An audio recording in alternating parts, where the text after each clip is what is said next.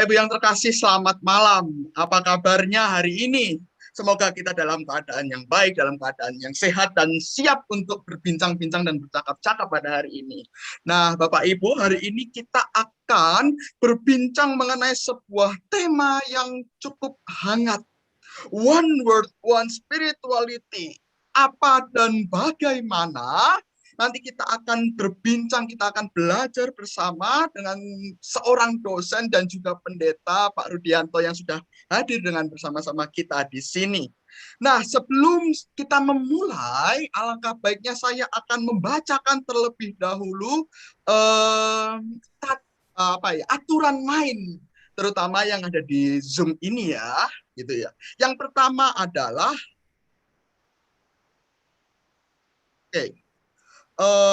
sebentar. Yang pertama adalah Bapak Ibu dipersilahkan untuk mute. Semua peserta akan di-mute kecuali beberapa yang sudah ditunjuk oleh co-host gitu ya. Itu yang pertama. Sebentar, saya tidak bisa. Ya. Oke, yang pertama adalah semua peserta akan di-mute kecuali beberapa yang sudah ditunjuk seperti co-host. Dan yang kedua, tips bertanya langsung adalah pakai fitur raise hands atau mengangkat tangan di depan kamera, dan jangan lupa untuk unmute sendiri dan nyalakan video terlebih dahulu. Dan nomor 3, gunakan kolom chat di Zoom maupun di YouTube untuk mengajukan pertanyaan maupun pendapat. Dan yang keempat, tidak diperkenankan share screen selain pembicara pada hari ini. Nah, sebelum kita memulai perbincangan kita pada hari ini, alangkah baiknya kita memulainya dengan doa. Marilah kita bersepakat untuk memohon tuntunan Tuhan. Mari kita berdoa. Kiranya ya Tuhan, melalui perbincangan kali ini, kami semakin mengerti apa yang kami percayai dan kami imani. Oleh sebab itu, bimbing kami ya Tuhan, sehingga apa yang kami dengarkan, apa yang kami diskusikan dapat menjadi pondasi yang lebih kuat bagi iman percaya kami, dan kami dapat semakin mengerti yang apa yang kami percayai.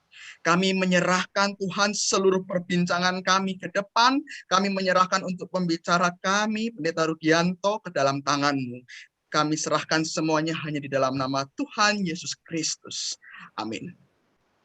Nah, Bapak Ibu yang terkasih, hari ini kita akan berkenalan gitu ya. Kita akan berbincang-bincang bersama dengan pembicara kita, Pendeta Rudianto. Nah, siapa sih sebenarnya beliau gitu ya? Nah, pertama adalah Pendeta Rudianto adalah dosen tetap di STT Abdiel Ungaran sejak 2010. Dia juga adalah dosen tamu di STEP di Semarang dari tahun 2018 sampai sekarang. Dan beliau juga pendeta jemaat GKMI Yogyakarta, itu dari mulai 24 Januari 2021. Nah, Pendeta Rudianto menempuh pendidikan terakhir di UKDW S2 dan saat ini sedang menyelesaikan disertasinya untuk program doktoralnya di tempat yang sama di UKDW Yogyakarta. Dan beliau menguasai bidang-bidang yaitu filsafat dan teori-teori sosial dan studi kritis dan tafsir Alkitab. Dan motonya sangat menarik, beriman dan berilmu untuk beramal. Nah, nampaknya dari background beliau, nampaknya akan sangat tepat sekali jika membahas tema kita pada hari ini. One word, one spirituality. Ketika kita sudah hidup di dalam zaman yang maju gitu ya, bahkan dikatakan post-truth mungkin, post-modern, dan banyak orang berpikiran untuk ingin menyatukan satu kepercayaan, satu aliran spiritualitas untuk membangun peradaban yang lebih baik. Nah, apa tanggapan umat Kristiani? Nah, oleh sebab itu, Pendeta Rudianto akan bercakap-cakap, akan membantu kita untuk masuk di dalam perbincangan menurut sudut pandang Kristen.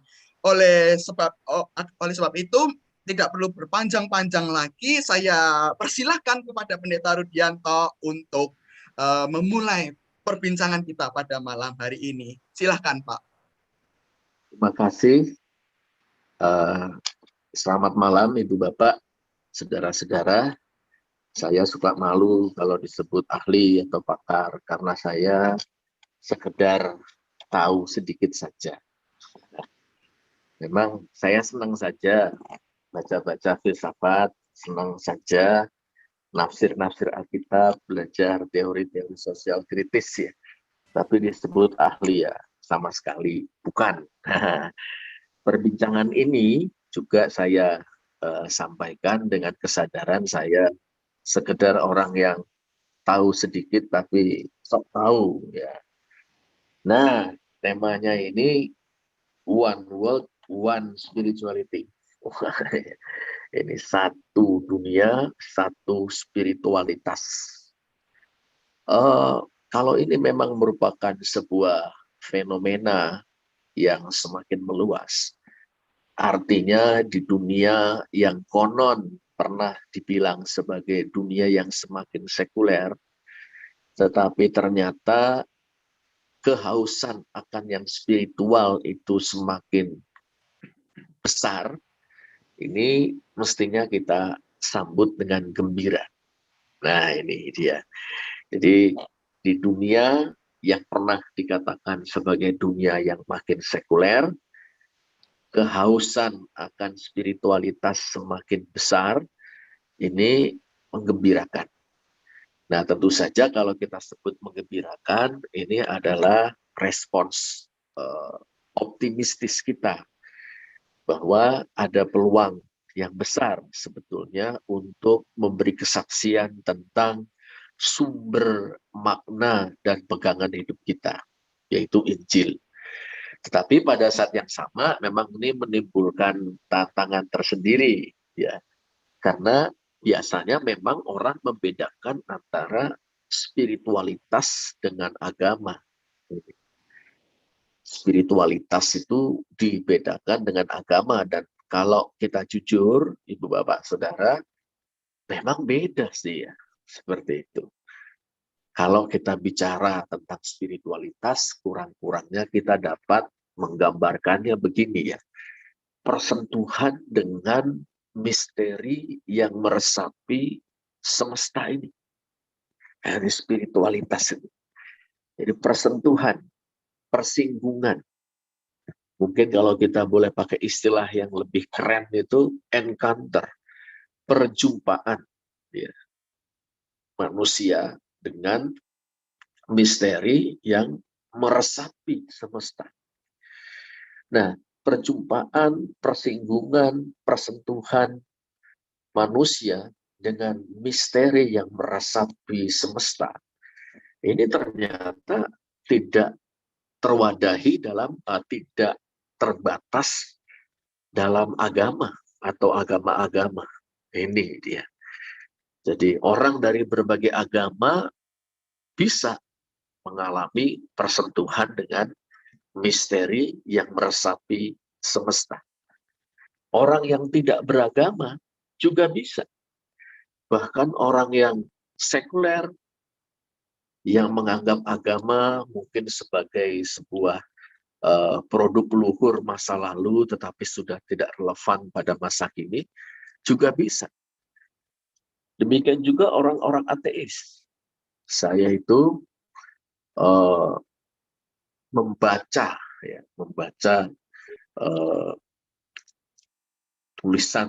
tulisan maupun biografi Leon Trotsky.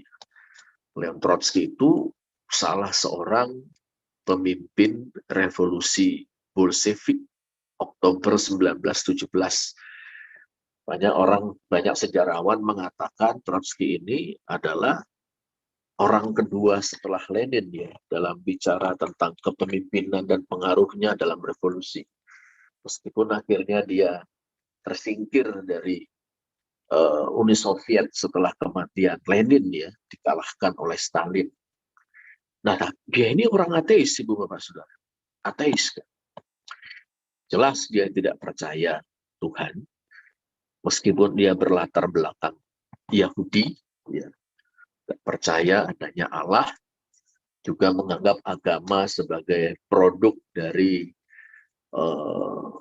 ketertindasan manusia di bawah sistem ekonomi yang tidak adil.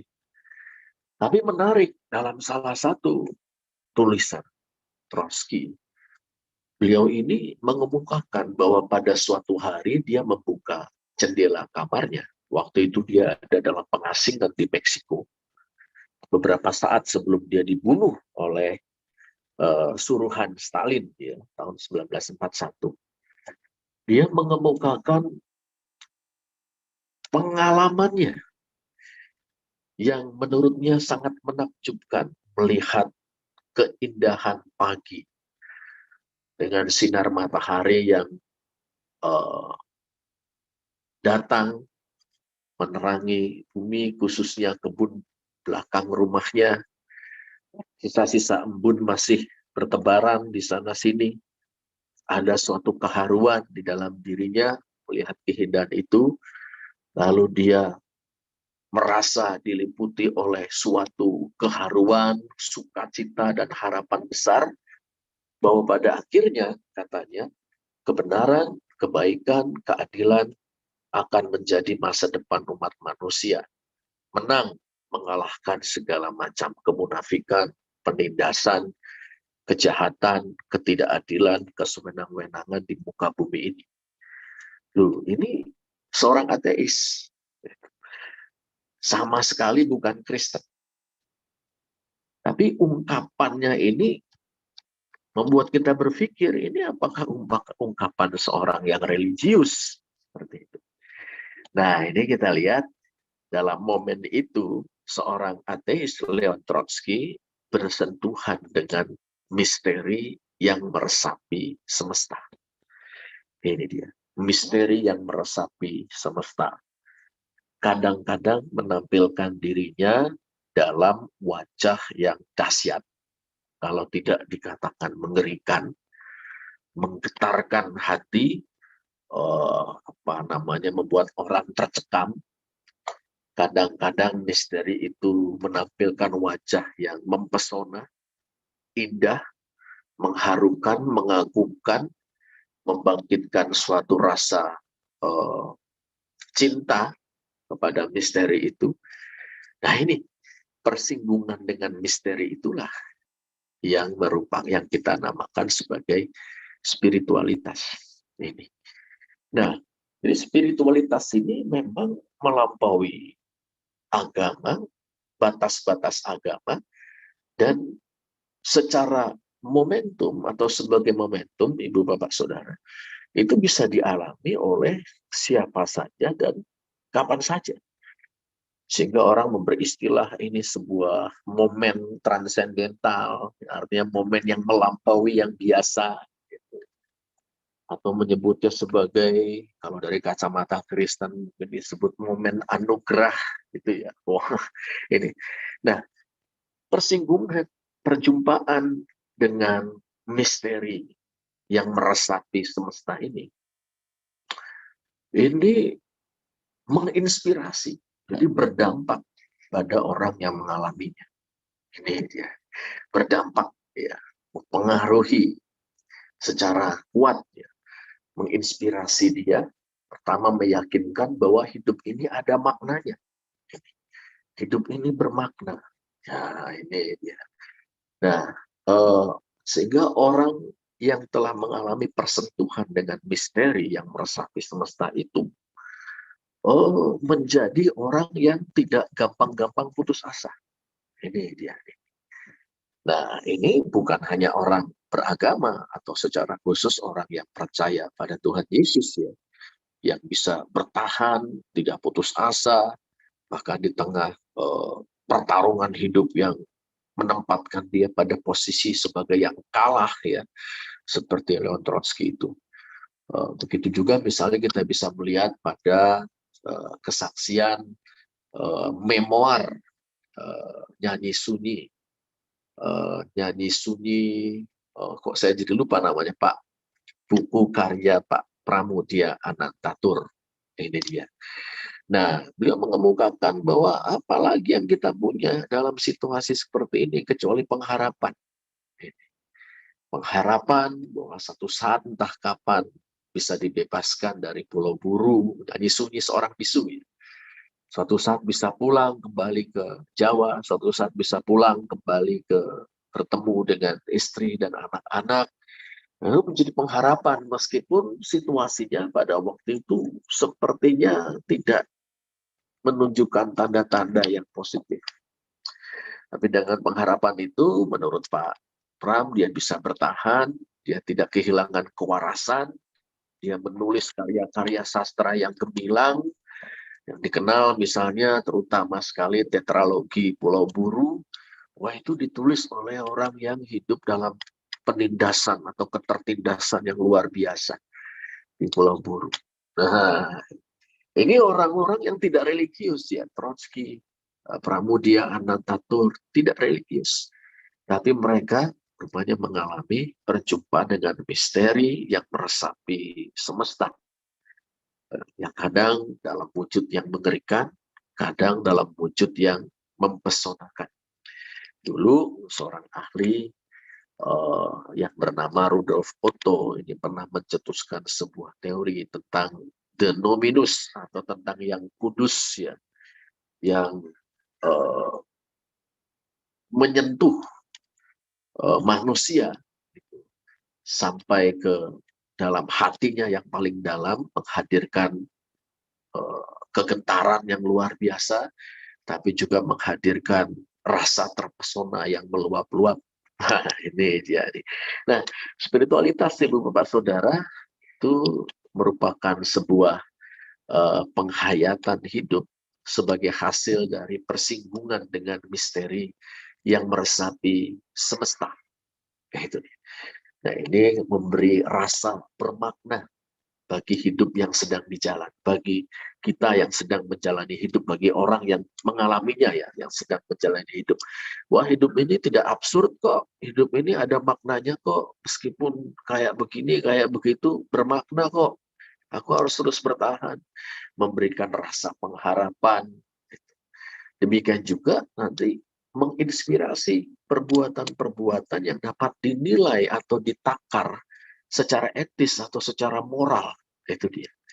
Nah, di sini kita menemukan bahwa ada banyak loh orang yang tidak Kristen, atau ada banyak loh orang yang tidak beragama, ada banyak orang yang agnostik, banyak orang ateis, itu memiliki perilaku yang dapat dinilai dengan standar etis yang tinggi. Ya. Ini sehingga kemudian orang berpikir apa iya ya agama itu sumber etika, sumber moralitas. Nah, ini bisa kita bicarakan lebih lanjut ya suatu saat nanti. Nah, Ibu Bapak Saudara, itu spiritualitas ini.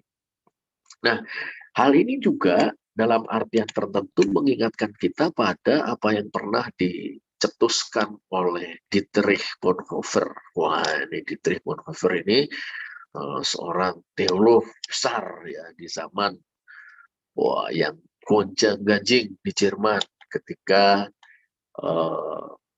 fasisme Nazi itu berkuasa dan mencapai kejayaannya ya, apa namanya, di mana gereja Jerman, Deutsche Kirche, gereja nasional, memberi dukungan pada rezim fasis Hitler. Nah, Bonhoeffer itu mencetuskan sebuah istilah menarik, religionless Christianity, kekristenan tanpa agama. Nah, ini ya.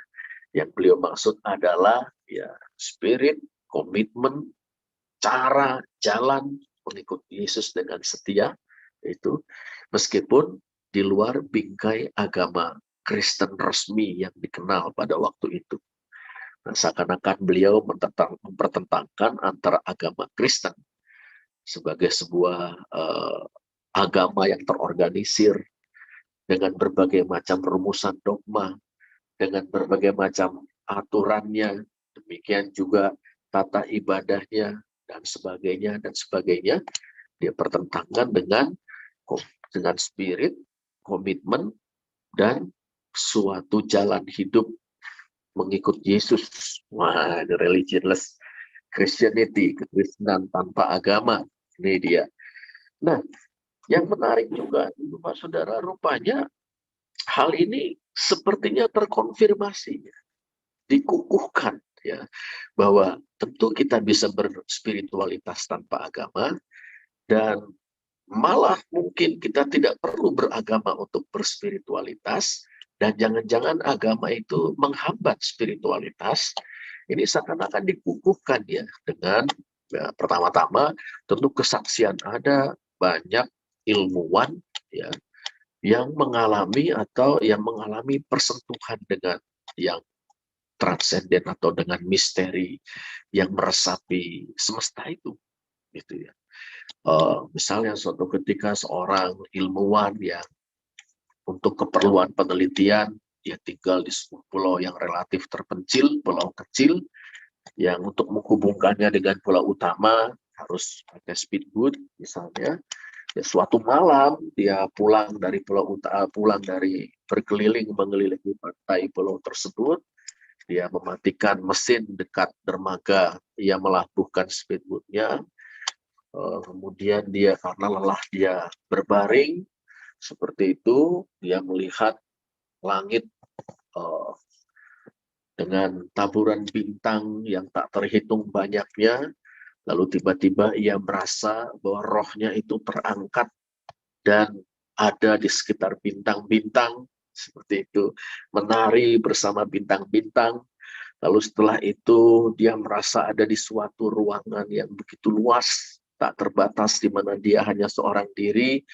Lalu dia diliputi rasa gentar sekaligus takjub yang luar biasa. Nah, ini persentuhan dengan misteri yang meresapi semesta. Nah, ini. Orang beragama mungkin menyebutnya itu Tuhan. Orang tidak beragama mungkin punya istilah lain. Seperti kita juga bisa baca dalam novel Carl Sagan, yang juga ada filmnya, judulnya Contact itu ya. Carl Sagan seorang ahli astronomi, seorang ateis, dia mengarang novel Contact, ya, yaitu keterhubungan, ya, intinya bicara tentang keterhubungan, persentuhan manusia, ya, astronot, ya kan, dengan misteri yang meresapi semesta. Wih, ini dia. Nah, ini pengalaman-pengalaman yang tidak terbatas pada agama, dan rupanya juga apa yang disebut sebagai neuroscience atau sains ilmu pengetahuan tentang sistem syaraf otak manusia ya, ini sepertinya mengkonfirmasi seperti itu, bahwa ada bagian-bagian tertentu dalam otak manusia memungkinkan kita memiliki pengalaman ya, meresponi misteri semesta ini dengan cara yang khas, sehingga kita merasa diliputi oleh misteri itu, merasa diinspirasi oleh misteri itu, merasa didorong, digerakkan oleh misteri itu. Nah, kalau udah begitu, ngapain ada agama? Nah, ini menarik, ya, tantangan yang sangat menarik ini. Lalu di mana nanti relevansi Injil Kristus nih, Ibu Bapak Saudara sekalian? Nah, lalu ngomong kalau malah ada suatu gagasan atau wacana, ya udah kalau gitu nggak usah beragama, ya semua dari berbagai agama atau tidak beragama, mendingan mengolah spiritualitas. Itu dia. Ya, eh, mengapa ya? Karena agama nampaknya dilihat, membatasi ruang gerak atau membatasi dinamika dari spiritualitas itu, membatasi inspirasinya, mengekang ekspresi-ekspresinya.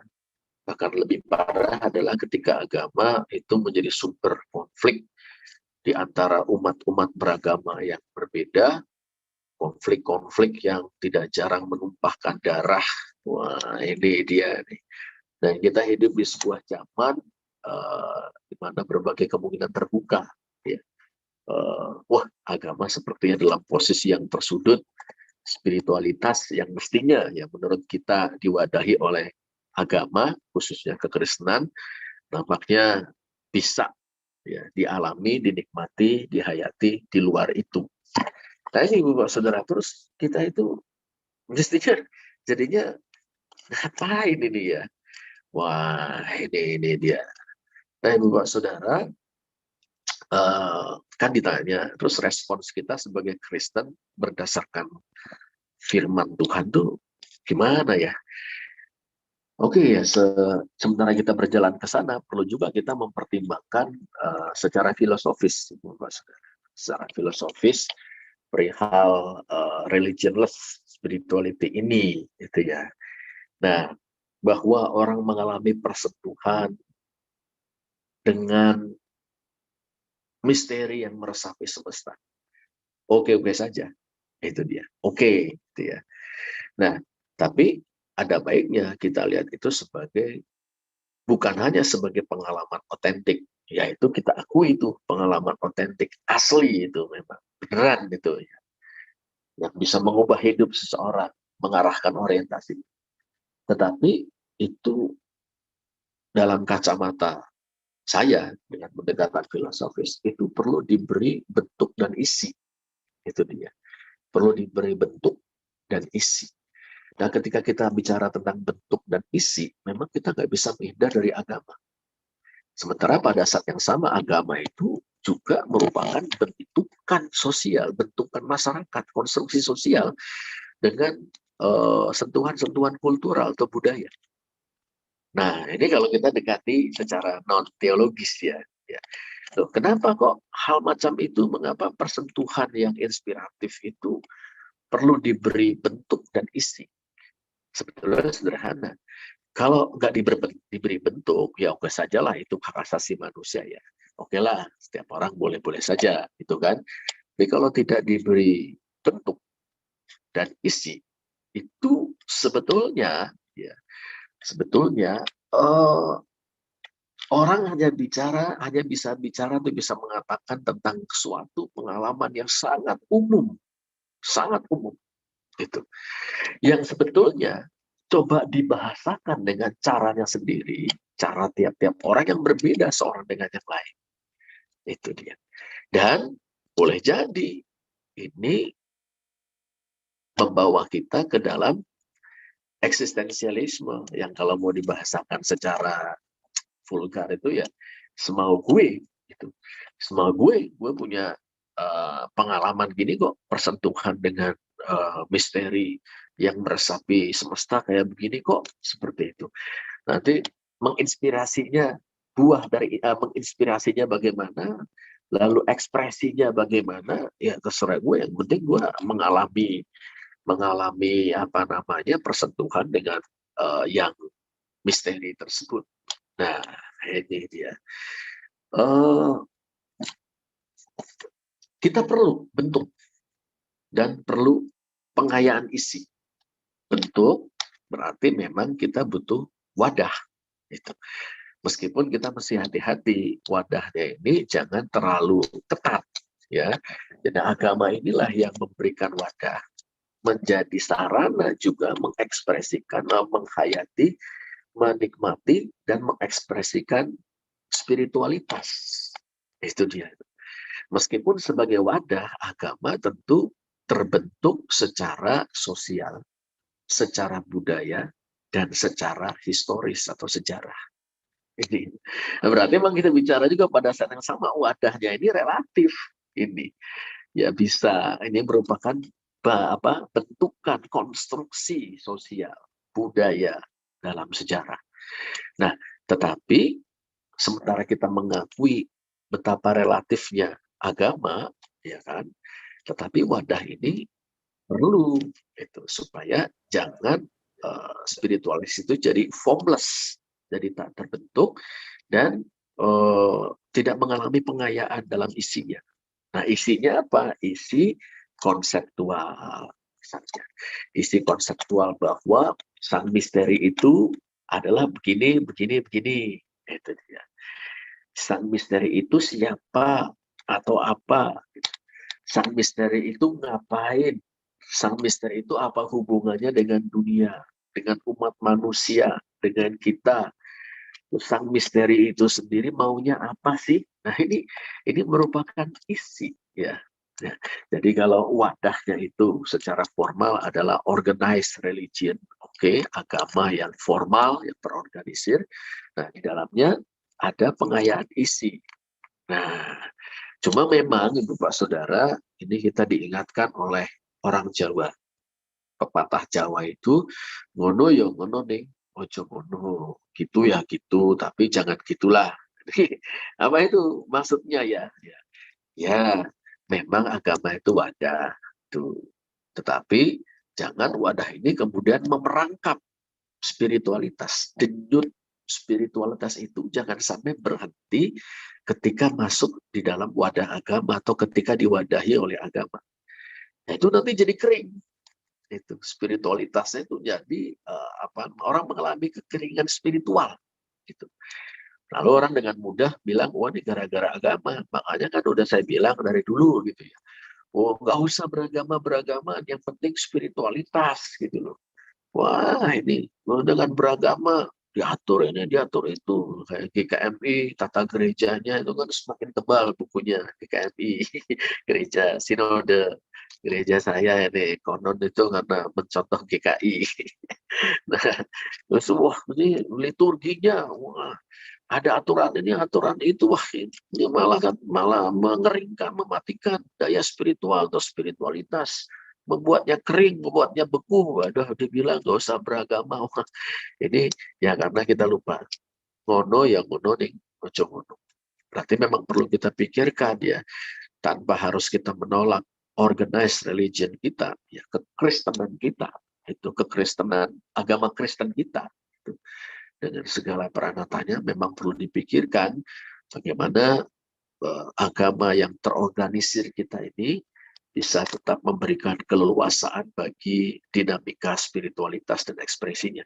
Nah, salah satunya memang simbol-simbol yang hidup, simbol-simbol yang digunakan ya. Simbol-simbol itu kan ibarat jendela ya. Simbol tidak sama dengan realitas atau tidak sama dengan misteri yang meresapi semesta. Tapi simbol adalah salah satu jendela yang bisa kita gunakan untuk melihat tanda petik misteri yang meresapi semesta ini. Dan dalam perspektif Kristen, misteri yang meresapi semesta ini adalah misteri yang berkasih karunia, gracious mystery. Dan misteri yang berkasih karunia ini tidak lain dari Bapa kita di dalam Yesus Kristus. Itu dia. Nah, ini kan sebenarnya sudah melakukan suatu enrichment, suatu pengayaan terhadap persinggungan dengan misteri yang meresapi semesta itu.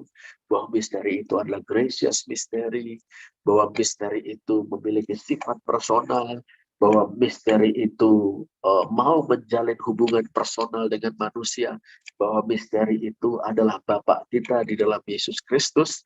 Wah, ini kan sudah ini ya, material enrichment, pengayaan secara isi ya, material bukan dalam arti materi benda, seperti itu, pengayaan isi dari pengalaman bersentuhan dengan misteri yang meresapi semesta itu.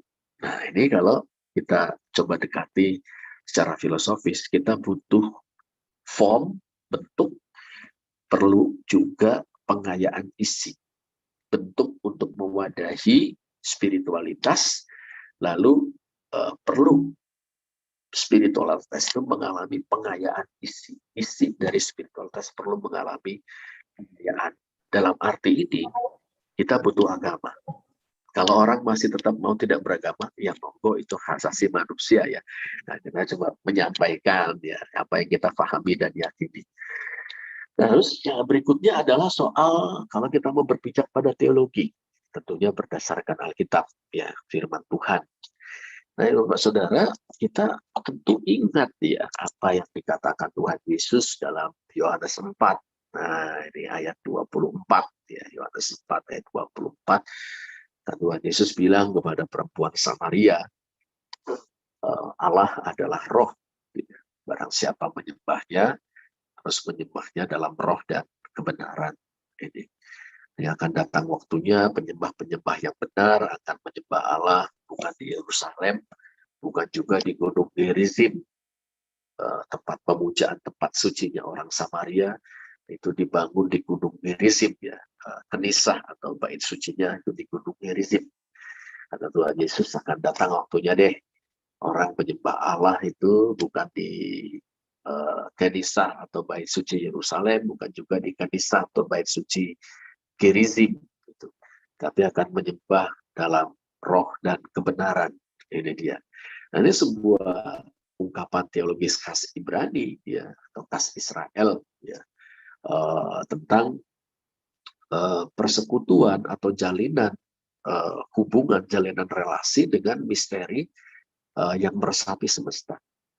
Dan kita lihat yang dikatakan Tuhan Yesus ini menunjukkan bahwa misteri yang meresapi semesta itu menyentuh manusia bukan dalam momen tertentu, ya, tetapi persentuhan itu dimungkinkan berlanjut terus-menerus dalam penyembahan.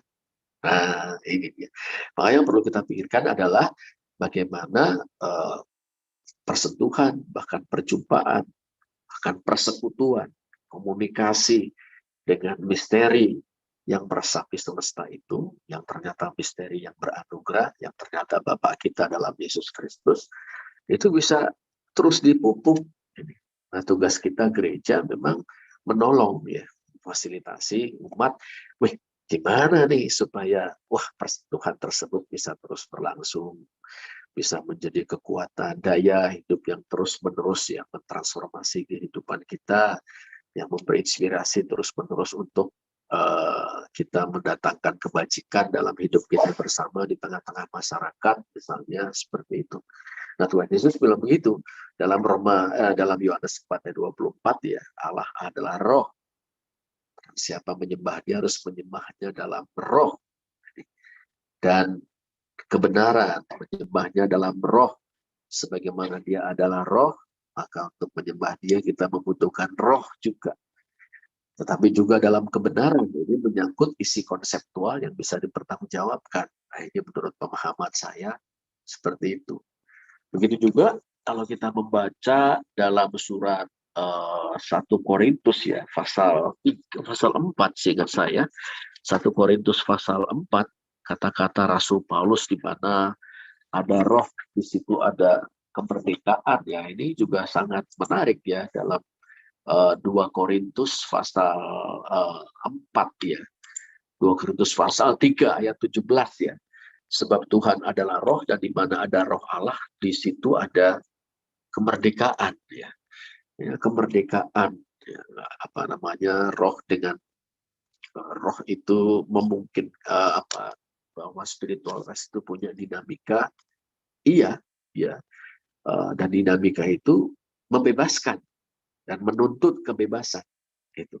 Tapi juga lagi-lagi pepatah Jawa ini perlu kita pertimbangkan, ngono ya ngono ding ojo ngono. Iya, kemerdekaan iya, kebebasan iya, tapi kebebasan dari apa dan kebebasan untuk apa? Maka perlu isi materialnya. Isi materialnya atau isi konseptualnya adalah yaitu kebenaran, siapa Allah, apa yang dikerjakannya, apa yang dimauinya dari kita. Kemudian persekutuan orang percaya sebagai lokus dari pengalaman, dari upaya mengalami dan memahami persentuhan dengan misteri yang meresapi semesta itu. Nah, jadi tanggapan saya sebagai seorang Kristen adalah, kalau kita boleh simpulkan, yang pertama positif, menyambut gembira, itu. Menyambut gembira bahwa di tengah dunia yang konon mengalami sekularisasi yang luar biasa, ternyata ada kehausan spiritual yang besar dan makin besar di mana-mana.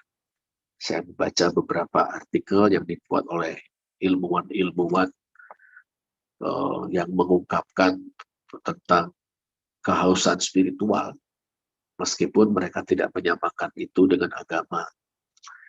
Yang kedua, ya, dalam kegembiraan menyaksikan fenomena ini, kita perlu beri catatan kritis. Ini catatan kritis bahwa spiritualitas membutuhkan form, membutuhkan bentuk, dengan demikian wadah, dan membutuhkan pengayaan isi. Itu. Karena dengan pengayaan isi itu, spiritualitas akan menolong kita memaknai, bukan hanya meyakinkan kita bahwa hidup ini bermakna, tetapi bagaimana memaknai hidup ini dengan segala pergumulannya. Itu dia. Nah, itu yang kedua. Nah, yang ketiga adalah kita perlu melihat, ya, gambaran spiritualitas yang diberikan oleh Alkitab, khususnya oleh perjanjian baru ya. Tentu perjanjian lama juga sangat menarik untuk kita telusuri.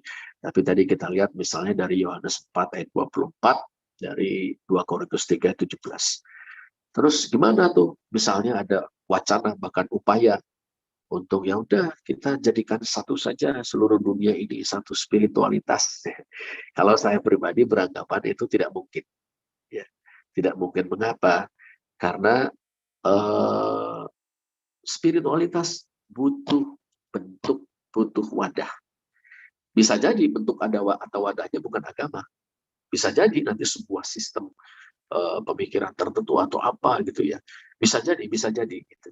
Tetapi ketika sudah kita bicara tentang wadah, seketika itu juga wadahnya pasti akan berbeda-beda. Ya, karena akan terbentuk secara kompleks ya, dibentuk secara kompleks. Ada corak sosialnya, ada corak kultural atau budayanya, juga ada sentuhan-sentuhan kekuasaan di sana.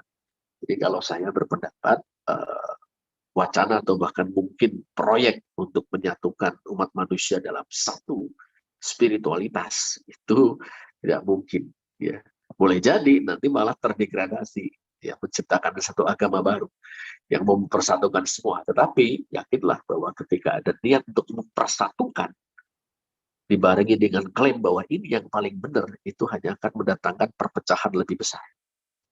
Maka tugas kita ialah terus nih menghidupi Injil secara otentik. Itu Injil secara otentik, Injil yang memancarkan hidup Yesus dalam gereja dan hidup Yesus dalam tiap-tiap kita.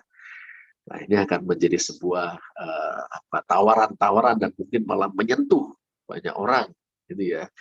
Nah, Bapak Saudara, nah, akhirnya bisa kita temukan juga agama itu seperti halnya filsafat dan sebagainya. Itu bahasa. Kita mengalami sesuatu, kita bisa lebih kurang memahaminya karena kita berbahasa. Agama adalah salah satu bahasa.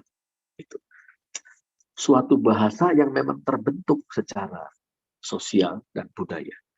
Tapi tidak terelakkan untuk digunakan ketika kita mau memaknai, mau membicarakan, mengkomunikasikan, bahkan mengekspresikan spiritualitas itu.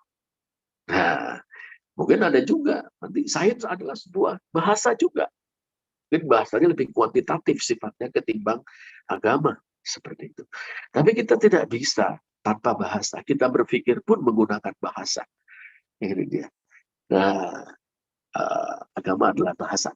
Ya, sebuah sistem komunikasi yang memungkinkan kita memaknai pengalaman kita dan mengkomunikasikan, ekspresikannya. Nah, dari sudut pandang ini saya sangat masih optimistis bahwa agama bisa bertahan. Tergerus iya, tapi bertahan iya.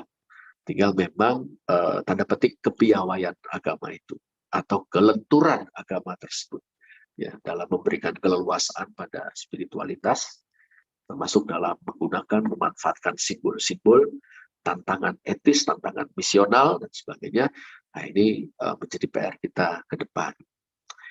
Kurang lebih itu yang bisa saya dongengkan kepada Ibu Bapak Saudara. Ya, moga-moga ada manfaatnya. Nah, saya kembalikan kepada moderator. Monggo, saya persilahkan. Ya, terima kasih Pak Rudianto atas pemaparan yang sangat kompleks dan mungkin ini sangat membuka cakrawala kita. Nah, Pak, saya walaupun saya tidak menguasai gitu ya Bonhoeffer gitu ya, tapi dalam pembacaan saya Bonhoeffer itu nampaknya realistis gitu ya. Kan pada saat itu ia berkarya pada masa Nazi gitu kan, dan pada saat itu sosialisme nasional yang digadang-gadang oleh Nazi itu dianggap sebagai sebuah usaha untuk membuat sejarah yang tanpa Allah dan mungkin hanya mengandalkan kekuatan manusia di masa depan. Dan itu pun juga terjadi pada saat itu gereja dan Nazi gitu kan membuat perjanjian tidak mau saling ikut campur, tapi pada akhirnya Hitler mulai menyerang gereja Katolik dan lain sebagainya. Dan Bonhoeffer pun juga berkarya di dalam bidang politik gitu kan, yang dalam tulisannya dia berkata bahwa beriman tidak hanya dibatasi batas agama, tetapi juga ia masuk di dalam dunia sekuler, dalam kasusnya dia, dalam konteksnya dia itu di dalam dunia sekuler gitu ya. Nah, dari hikmat gitu ya yang ditunjukkan oleh Bonhoeffer, menurut Pak Rudianto, siapakah Kristus bagi umat Kristen di masa depan gitu? Apakah ia hanya dalam tanda kutip gitu ya, sekadar penebus manusia lalu naik ke surga selesai, atau justru ia menjadi sebuah role model sampai pada saatnya umat Kristen dapat beriman melampaui dalam tanda kutip sistem agama yang dipagari oleh konfesi, oleh pengakuan iman percaya di gereja. Menurut pandangan Bapak bagaimana? Ini pertanyaannya sulit dijawab ini, bro. Ya, ini menarik. Yang pertama ya, memang kita itu lazimnya ya menganggap Tuhan Yesus itu ya terutama juru selamat. Ya, satu juru selamat. Yang kedua, kalau dia Tuhan ya yang kita sembah di gereja. Nah, ini memang kita bisa mengatakan sebagai entah kita sadari atau tidak, kita memiskinkan nilai spiritual dari Yesus itu sendiri. Padahal kalau spiritualitas itu bersifat transformatif, ya perjumpaan dengan misteri yang meresapi semesta itu, menginspirasi, mentransformasi hidup, gitu ya. Maka kita perlu tanda petik, mohon maaf loh, ini kata-katanya agak vulgar, membebaskan Yesus dari kungkungan perannya yang kita batasi sebagai juru selamat dan yang kita sembah sebagai Tuhan di gereja semata-mata. Tetapi sebagai suatu inspirasi yang berdenyut atau yang berdenyut dalam denyut nadi kita, ya, menginspirasi kita, mendorong kita seperti itu untuk melakukan atau untuk menjadi daya transformatif. Ya. Itu dia dalam perjumpaan kita dengan sesama. Nah, tentu mesti kita mulai dengan kita coba mengasah ya, mengasah kepekaan spiritual, yaitu melihat Yesus di tengah-tengah arena kehidupan. Ini dia. Wah, ini kan sebetulnya semacam apa ya, semacam mistisisme, ya, mistik ya. Tapi bukan mistik yang kita coba yang bersifat otherworldly, ya kita keluar dunia seperti itu, tapi melihat yang tidak terlihat itu kemudian kita perlihatkan. Ini sebetulnya cara berpikir Yesus juga yang kita temukan dalam ajarannya tentang kesalehan dasar di Matius pasal 6. Ya, kesalehan dasarnya itu kan sedekah atau memberikan amal, kemudian puasa, lalu ada doa. Nah, Yesus bilang nih, Bapamu tidak terlihat, Bapamu yang di surga tidak terlihat. Nah, tapi dia melihat kamu. Ketika bicara urusan kesalehan pribadi, jangan orang lain lihat, hanya Bapamu yang tidak terlihat yang melihat. Tapi, nah dia bicara juga ya dalam Matius 5 ayat yang ke-14 sampai 16, demikian kiranya terangmu bercahaya di hadapan orang banyak sehingga mereka memuliakan Bapamu di surga. Berarti yang nggak kelihatan itu jadi terlihat lewat kita. Gitu. Mengapa? Karena kita lebih dulu melihat yang tidak terlihat itu. Lalu hidup kita olah berdasarkan inspirasi dari dia. Sehingga kita memperlihatkan dia kepada banyak orang dan banyak orang pun memuliakan dia. Nah, saya kira memang spiritualitas Yesus itu asik banget gitu ya. Allah nggak terlihat, kita bisa lihat nih.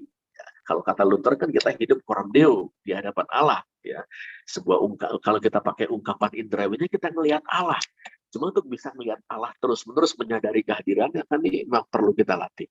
Nah, Allah yang nggak kelihatan tuh terus kita perlihatkan itu lewat hidup kita sehingga orang lain melihat Allah memuliakan dia. Asik banget ya.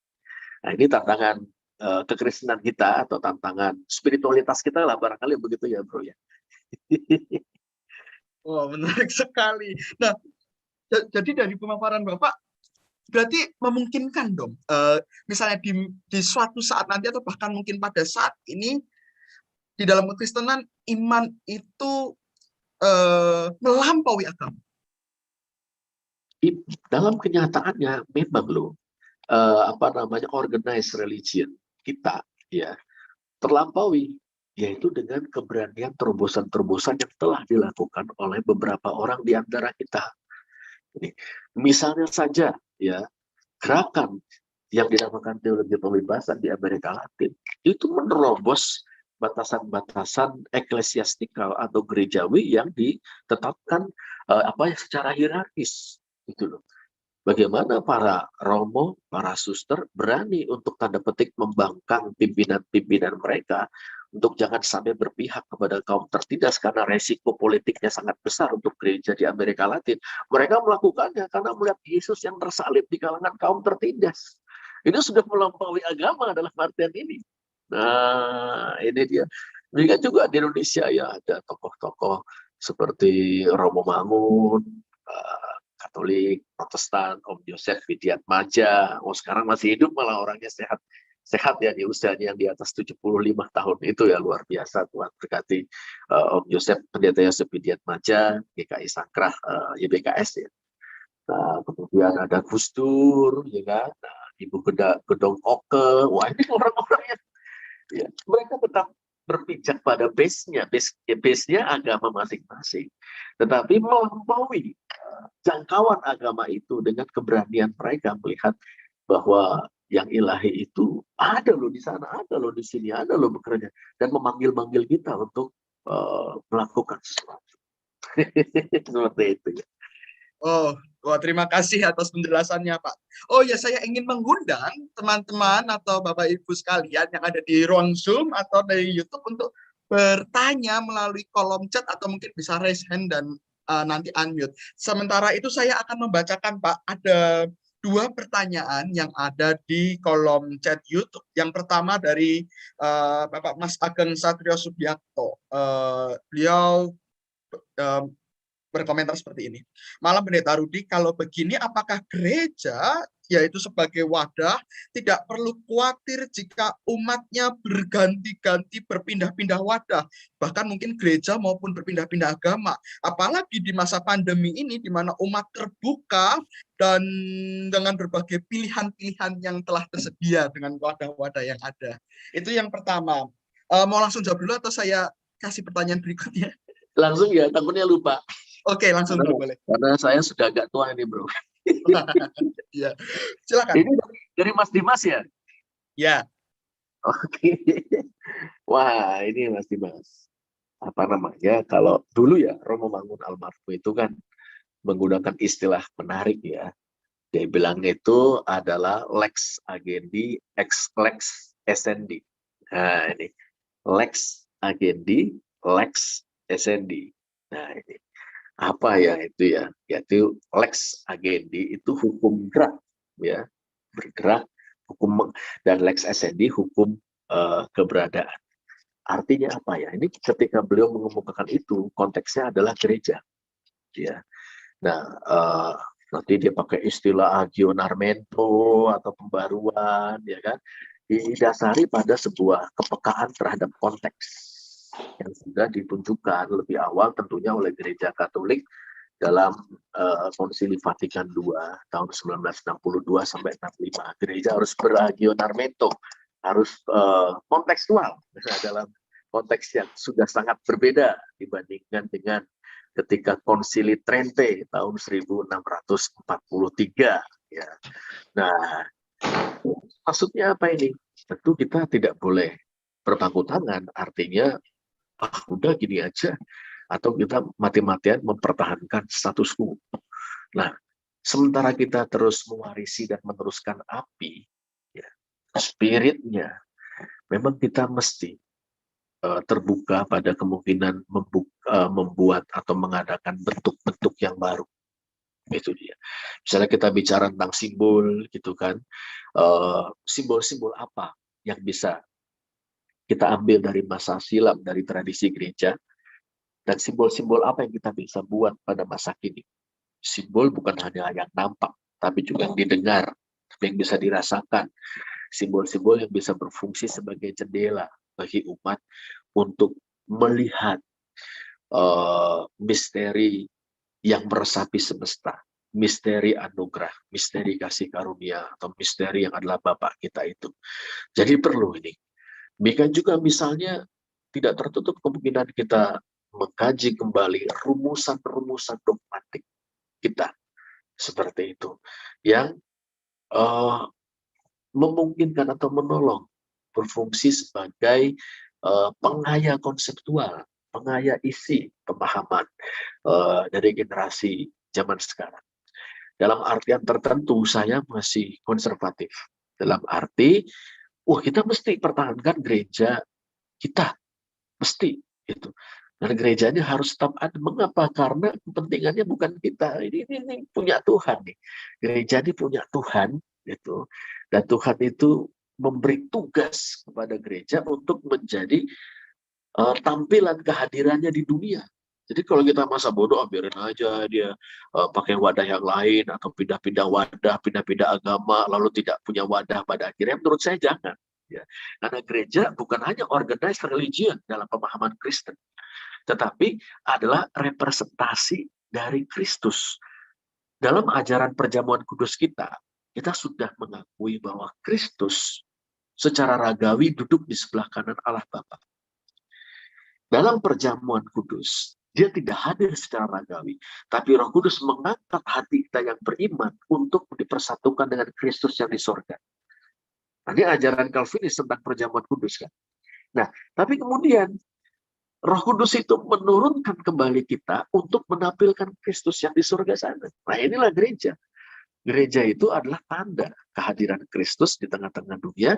Melalui gereja, Kristus menyapa dunia. Kristus tentu bisa, Roh Kudus tentu bisa menyapa dunia tanpa gereja atau di luar gereja. Bisa saja. Tapi persoalannya kita udah dikasih amanat untuk menjadi tanda kehadiran Kristus di dalam dunia, menyapa dunia dengan shalom, menyapa dunia dengan damai sejahtera dan kesejahteraan yang berkeadilan. Kurang lebih begitu, bro, jawaban saya nih, Mas Dimas ya. Jadi tetap penting ini gereja ini, penting ini. Ya. Nah, ini ada pertanyaan lagi dari kolom YouTube, Pak, dari Bapak atau Ibu Heni Wahyudi. Beliau bertanya, apakah orang yang ngakunya diajak Tuhan untuk diperlihatkan surga dan neraka juga termasuk spiritual yang meresapi semesta? Wah, ini pertanyaan sulit ya, Bu. Nah, ini salah satu contoh ya, Bu, bahwa persinggungan dengan misteri yang meresapi semesta, ya, itu bisa mengambil banyak wajah atau banyak rupa, banyak bentuk. Dan itu tidak jarang, itu biasanya satu terkondisikan oleh latar belakang yang bersangkutan. Nah, di sini mungkin nanti perlu nih dikaji dengan pendekatan neuroscience. Ya. Orang yang punya kecenderungan berpikir tertentu, itu mungkin saja dia mengalami perjumpaan dengan misteri yang meresapi semesta. Itu menurut bentuk yang distrukturkan di dalam otaknya. Ini dia. Jadi ya sudah tercipta gambaran-gambaran dan dia mungkin entah tercekam, entah terpesona, entah kagum, entah takut dengan gambaran-gambaran neraka. Dulu saya itu ngeri sekali ya kalau waktu masih kecil baca komik siksa kubur. Wah, ini siksa kubur itu, wah, itu kalau suka bohong lidahnya nanti dicabut dengan tang sampai putus, nanti numbuh lagi. Kalau suka adu jago nanti ditanam sampai sebatas kepala, ya, lalu dipatoki jago raksasa dan sebagainya dan sebagainya. Takut sekali. Nah, itu bisa terbawa-bawa mimpi. Nah, hal-hal macam ini, nah, memungkinkan ya menjadi sebuah mediasi, menjadi sebuah medium itu. Orang mengalami persentuhan dengan yang misteri yang meresapi semesta. Nah, tapi oleh karena itulah justru kita membutuhkan wadah dan pengayaan isi. Jadi kita tidak harus mengatakan, oh ngapusi kamu katanya jalan-jalan ke neraka. Wah jangan, itu sebuah pengalaman persentuhan dengan yang misteri yang meresapi semesta.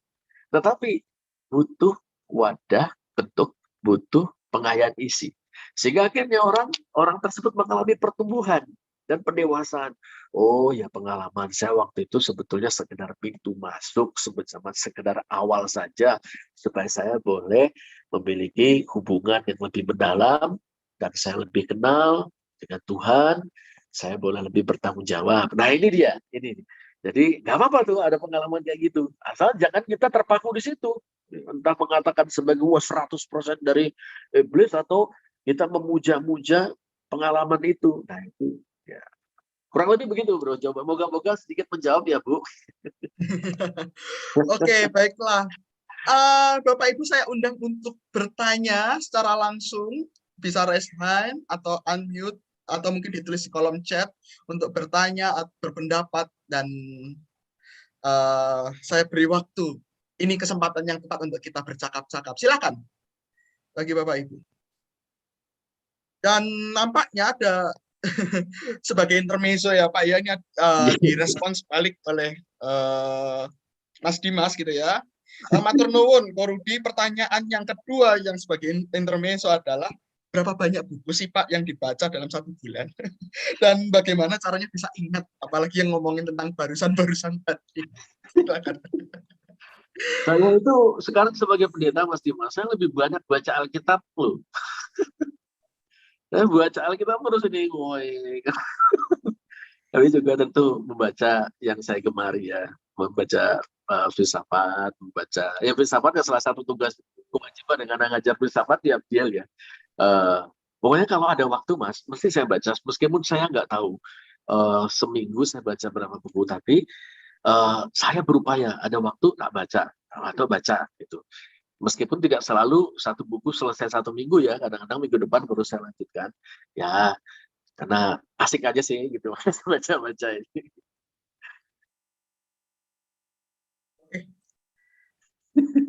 Ya, silakan Bapak Ibu yang ingin bertanya.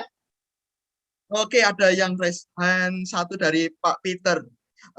Silakan Pak Peter. Ya, terima kasih Bung Nathan. Selamat malam Pak Pendeta. Selamat malam Pak. Ya, Pak salam Peter. kenal. Salam kenal Pak. Ya, pertama mungkin saya tidak akan bertanya, tapi hanya mungkin akan menanggapi dari perspektif sedikit empirik ya. Tadi kalau Pak Pendeta tadi kan lebih banyak ke yang filosofis dan teologis. Ya, saya mencoba akan melihat dari perspektif empiris bahwa sebenarnya kalau kita melihat perkembangan spiritualitas manusia itu, dia juga berkembang berdasarkan otak manusia. Dan ada 3 fase yang dilalui oleh perkembangan spiritualitas itu, yaitu fase mitologi atau animisme dan politeisme. Kemudian fase yang kedua itu fase wahyu atau monoteisme. Ya, itulah agama-agama yang kita anut sampai sekarang. Lalu fase yang masih sangat muda itu fase ilmu pengetahuan yang baru sekitar 70-an 80 tahun. Nah, fase mitologi atau politeisme itu mempengaruhi atau manusia di dunia ini itu 98% perjalanan hidup manusia itu dipengaruhi oleh itu. Jadi ada di dalam fase itu. Lalu 0,04 ini yang fase wahyu itu baru 0,04% dari perjalanan hidup manusia di bumi. Lalu fase ilmu pengetahuan ini baru 00 sekian ya. Nah, saya ingin memperlihatkan bahwa hasil-hasil penelitian yang ada ya. Tadi saya menekuni neuroscience ya Pak Pendeta. Tadi banyak menyinggung saya menekuni neuroscience, DNA dan golongan darah. Nah, ada berapa penelitian yang coba ingin saya ungkapkan yang mungkin juga akan bagaimana kemudian kita memperkuat iman kita. Nah, riset yang pertama itu yang dilakukan oleh University of Mannheim, Jerman. Ya. Jadi riset itu bertujuan adalah tentang kesatuan, mengungkap tentang kesatuan satu dengan yang lain. Jadi survei itu atau penelitian itu dilakukan terhadap 67.000 manusia dari berbagai macam perspektif kepercayaan. Jadi ada Islam, ada Kristen, semua agama, dan bahkan ada yang tidak bertuhan. Nah, penelitian itu dilakukan dengan 2 tahap. Tahap yang pertama itu mengungkap tentang rasa kebahagiaan mereka yang dekat dengan manusia atau menyatu dengan manusia dan alam. Lalu yang kedua, kebahagiaan diukur kepada mereka yang memisahkan diri dari interaksi dengan manusia dan juga alam. Dari penelitian itu menunjukkan bahwa mereka yang berinteraksi dengan manusia lebih banyak, mereka itu yang menyatu dengan alam, itu lebih bahagia hidupnya dibanding dengan yang memisahkan diri. Itu tidak menyangkut agama. Jadi selama mereka ada menyatu dengan manusia, mereka membangun relasi yang baik dengan manusia, mereka itu bahagia. Jadi persepsi tentang Tuhan tidak berpengaruh di situ. Ya, level kebahagiaan tidak dipengaruhi oleh persepsi tentang Tuhan, tetapi kebersatuan mereka dengan alam dan manusia itu yang menentukan mereka bahagia. Lalu yang kedua, penelitian yang dilakukan oleh Dan Gilbert dari Harvard University. Ya, dia akan melihat tentang compassion, ya, yaitu belas kasih, pelayanan terhadap orang lain dan membantu orang lain. Ditemukan bahwa ritme kebahagiaan itu sangat melonjak sekali ketika seseorang itu mengalami misalnya dapat uang banyak, misalnya lotre gitu ya.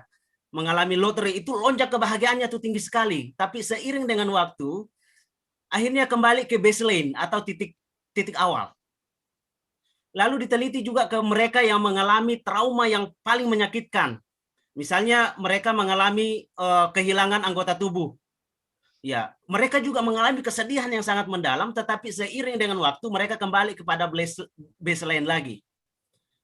Nah, dari situ kita lihat kesimpulan yang diambil dari penelitian ini bahwa kebahagiaan itu tidak bergantung kepada apa yang dimiliki seseorang atau bentuk fisik atau derita fisik apa yang dialami seseorang, tetapi kehadiran cinta lah yang membuat itu sepanjang hidup mereka, itulah yang membuat bahagia itu akan senantiasa bertahan dengan baik. Jadi mereka yang hidupnya penuh dengan compassion, yang merasakan cinta dan sebagainya, itulah dari kesimpulan penelitian itu, itulah yang membuat mereka menjadi bahagia. Nah, kemudian penelitian yang ketiga, ini yang terakhir ya, ini dari neuroscientist yang tadi Pak Pendeta sempat singgung. Nah, kita tahu bahwa berdasarkan evolusi agama tadi, sekarang di dunia ini ada 4.300 agama. Ada 4.300 agama, itu artinya ada sekitar 4.300 persepsi tentang Tuhan. Ya, jadi orang mempersepsikan Tuhan itu kira-kira seperti itu. Tetapi dari 4.300 itu ada 2 golongan besar. Ya, yang pertama persepsi tentang Tuhan sebagai authoritarian God atau Allah yang otoriter. Ya. Nah, persepsi tentang Allah yang otoriter ini memahami bahwa Tuhan hadir dalam hidup mereka itu dengan banyak aturan. Ya, mereka mengatur ya, Tuhan yang mengatur banyak intervensi, otoriter dan lain sebagainya. Bahkan ada sarana yang akan ditempati sebagai hukuman kalau itu manusia melanggar. Nah, itu yang mungkin kita sebut neraka. Itu authoritarian God. Dan kemudian yang kedua,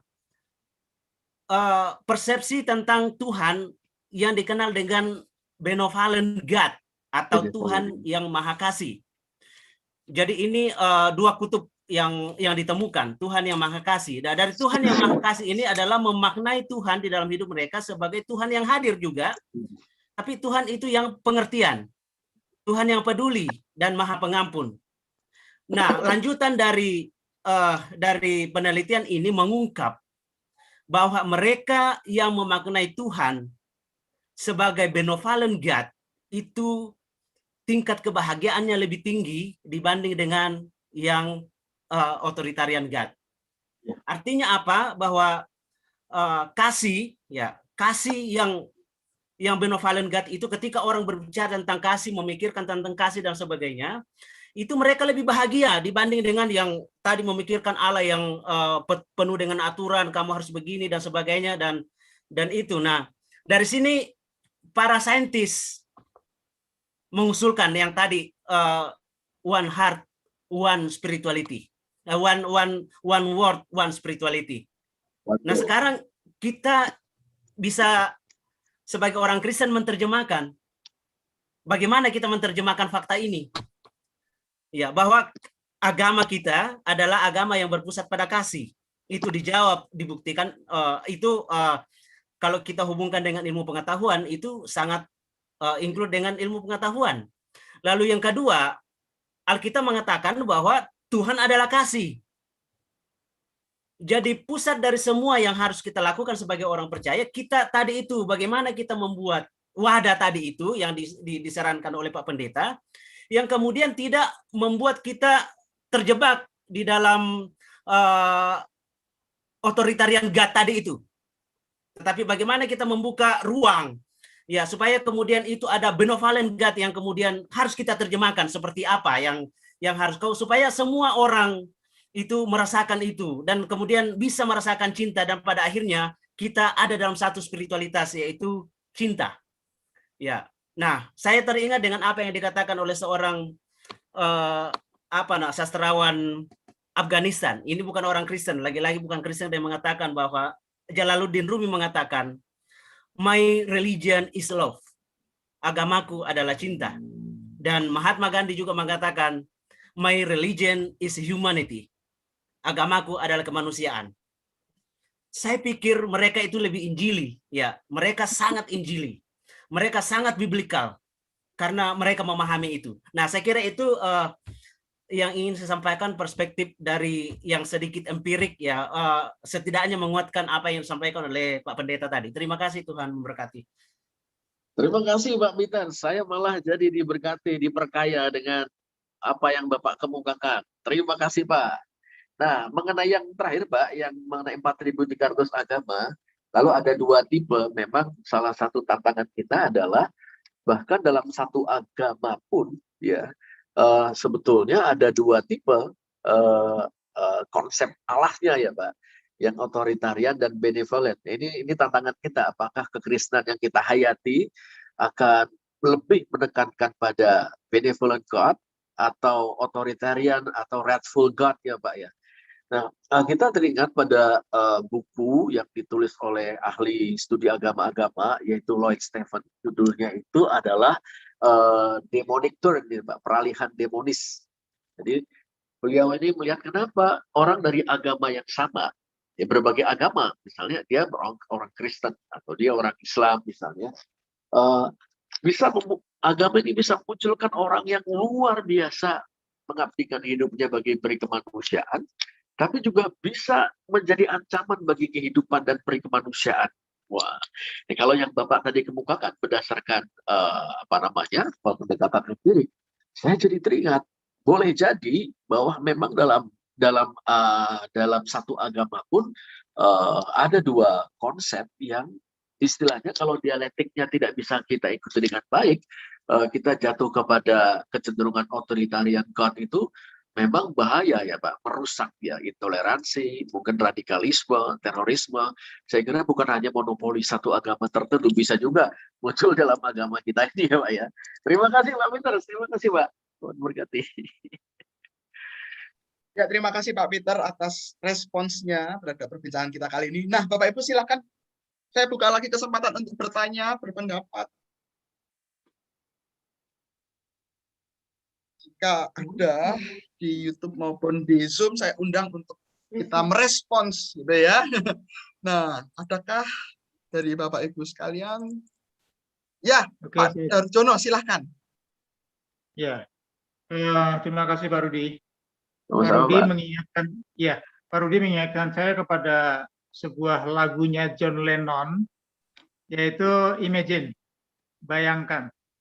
Nah, salah satu syair yang ada di sana adalah bayangkan dunia ini tanpa agama. Syairnya seperti itu. Nah, saya ingin ini bukan pertanyaan tapi juga sekedar konfirmasi saja. apakah yang disampaikan oleh Pak Rudi ini sudah pernah dipikirkan kira-kira oleh John Lennon di masa lalu? Karena dia pun juga membayangkan seperti itu, dunia tanpa agama, tanpa bingkai, tetapi memang spiritualitas itu yang dimaui oleh John Lennon waktu itu. Nah, bagaimana tanggapan Bapak?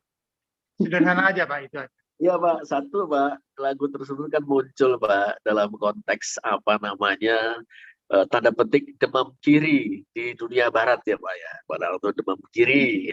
John Lennon Beatles termasuk di dalam arah-araan demam kiri itu yang melihat semua yang mapan itu dengan penuh kecurigaan. Kalau bukan dengan penolakan.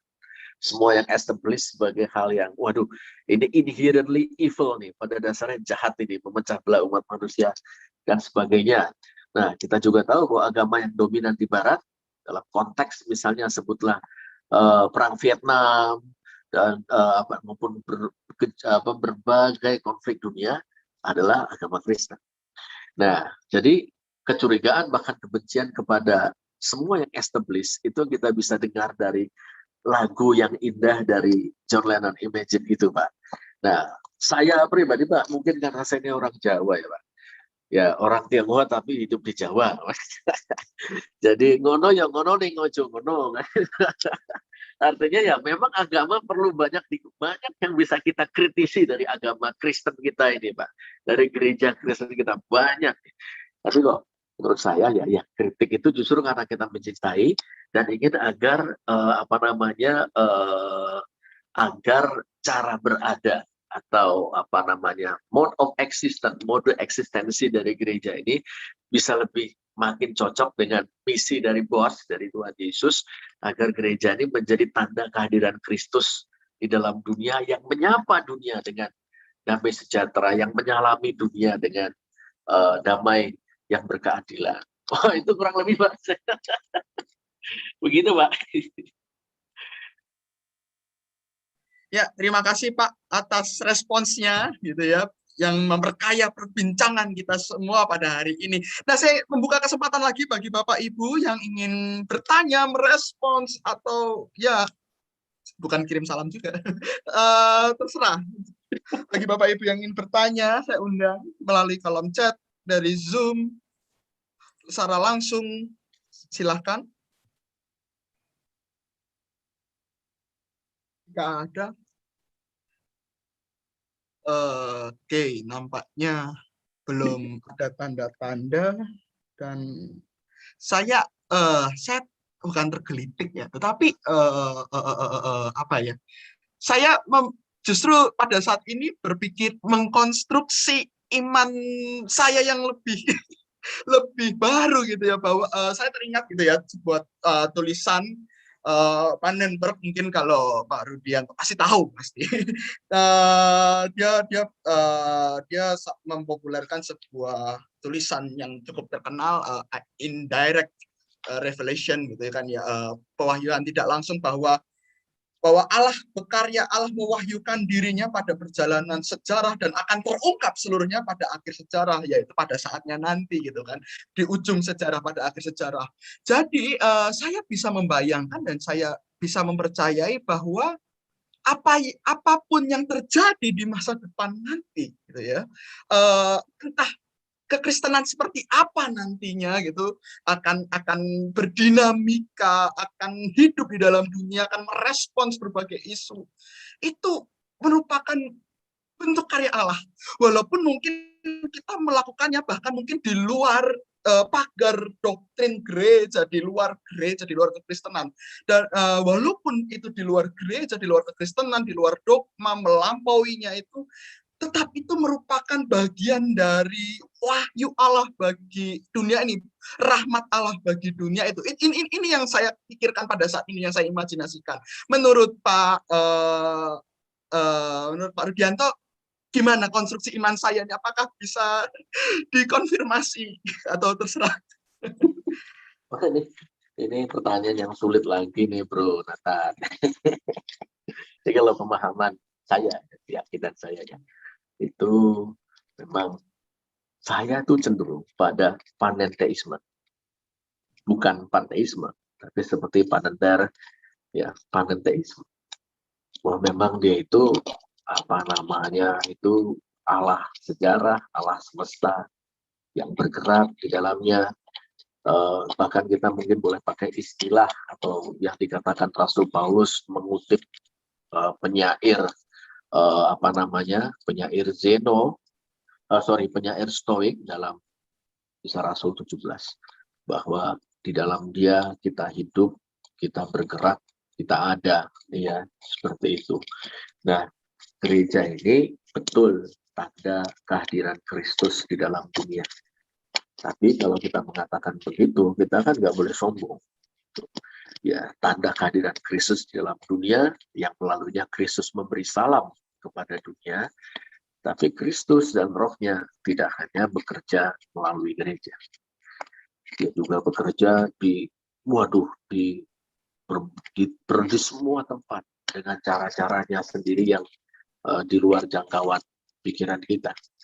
Nah, ini Muhammad saya. Sehingga andai kata misalnya kita gambarkan suatu ketika di masa depan, gereja itu menjadi semacam gubuk reot di tengah-tengah kota yang megapolitan, dengan gedung-gedung pencakar langit, dengan kendaraan-kendaraan yang terbang berseliweran ke sana kemari. Wah, futuristik banget gitu ya.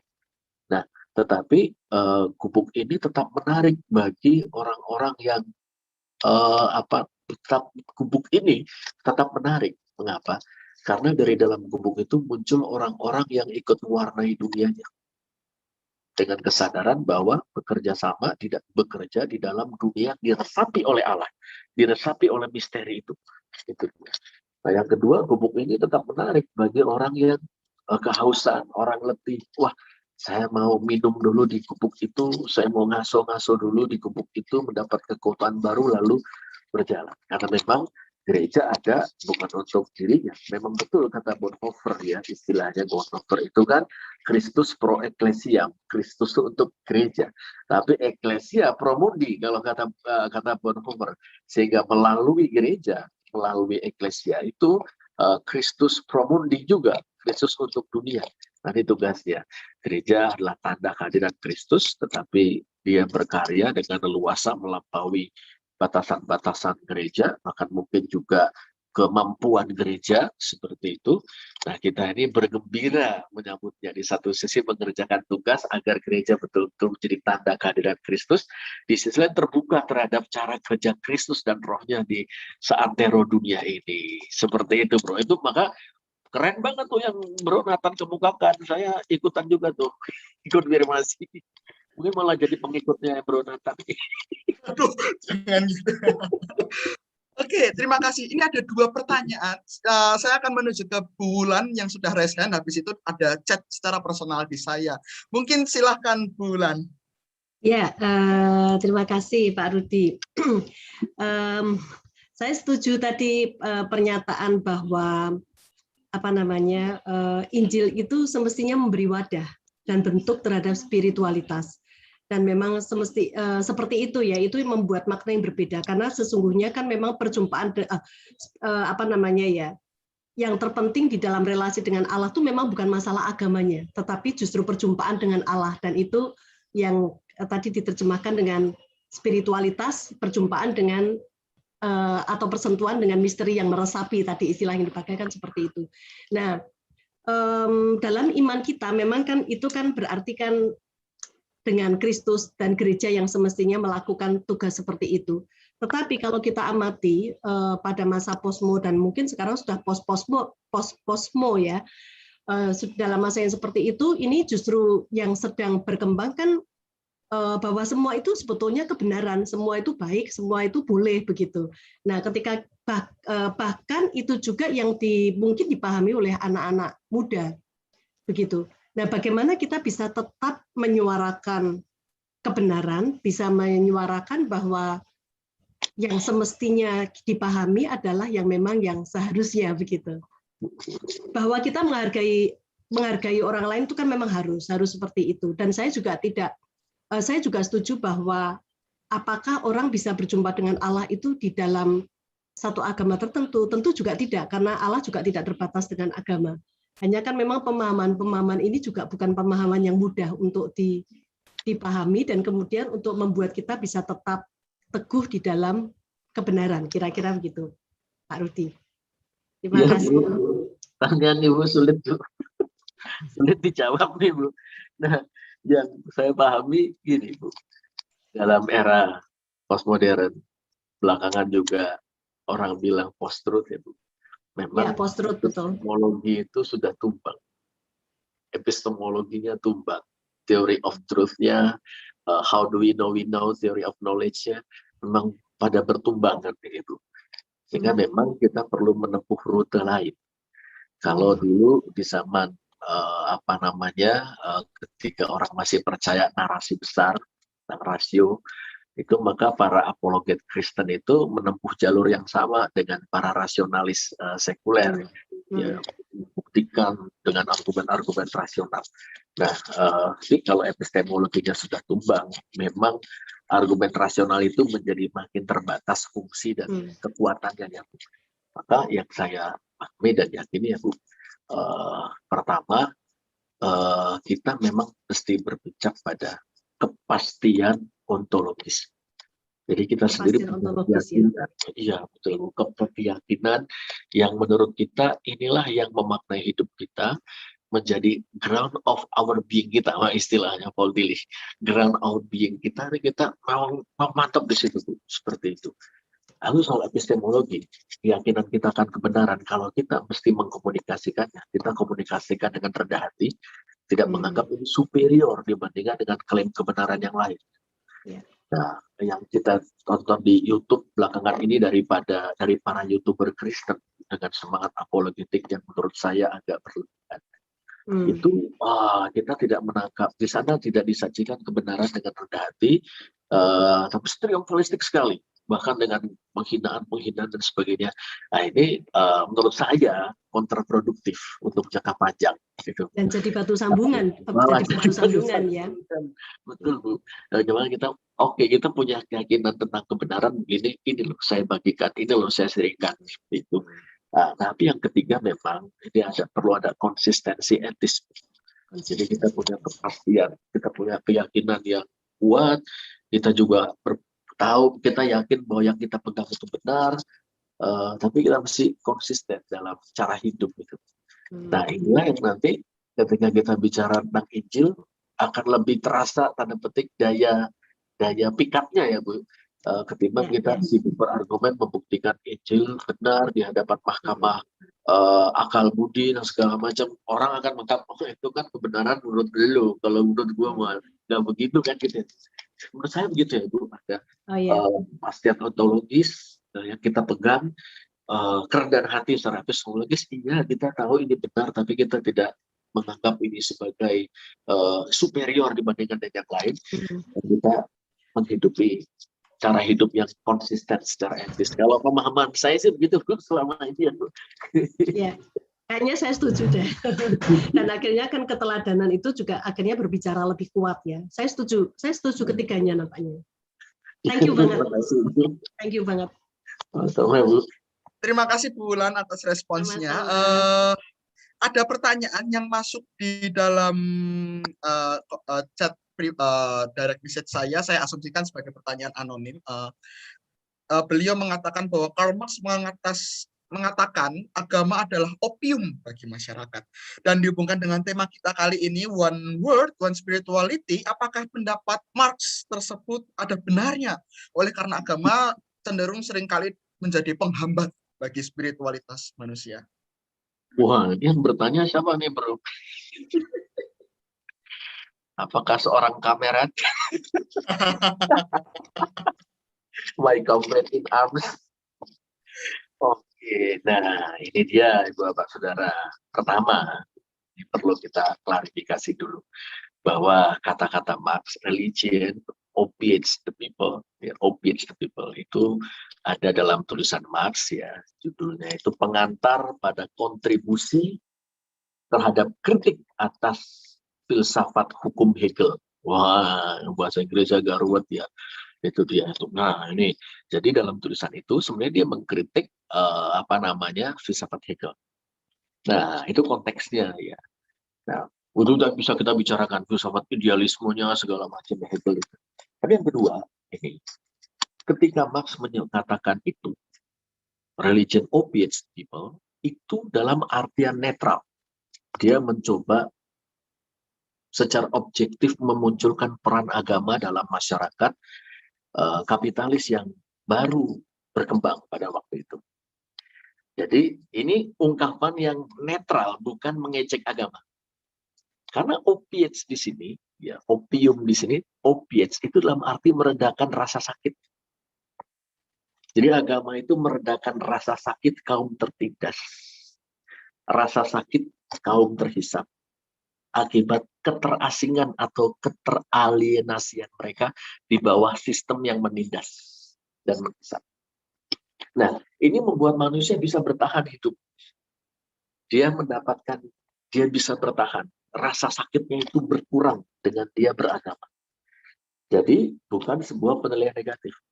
Memang sekedar meredakan rasa sakit, tapi tidak membereskan akar dari sakit penyakit itu sendiri. Nah, ini kata maksud Marx begitu ya.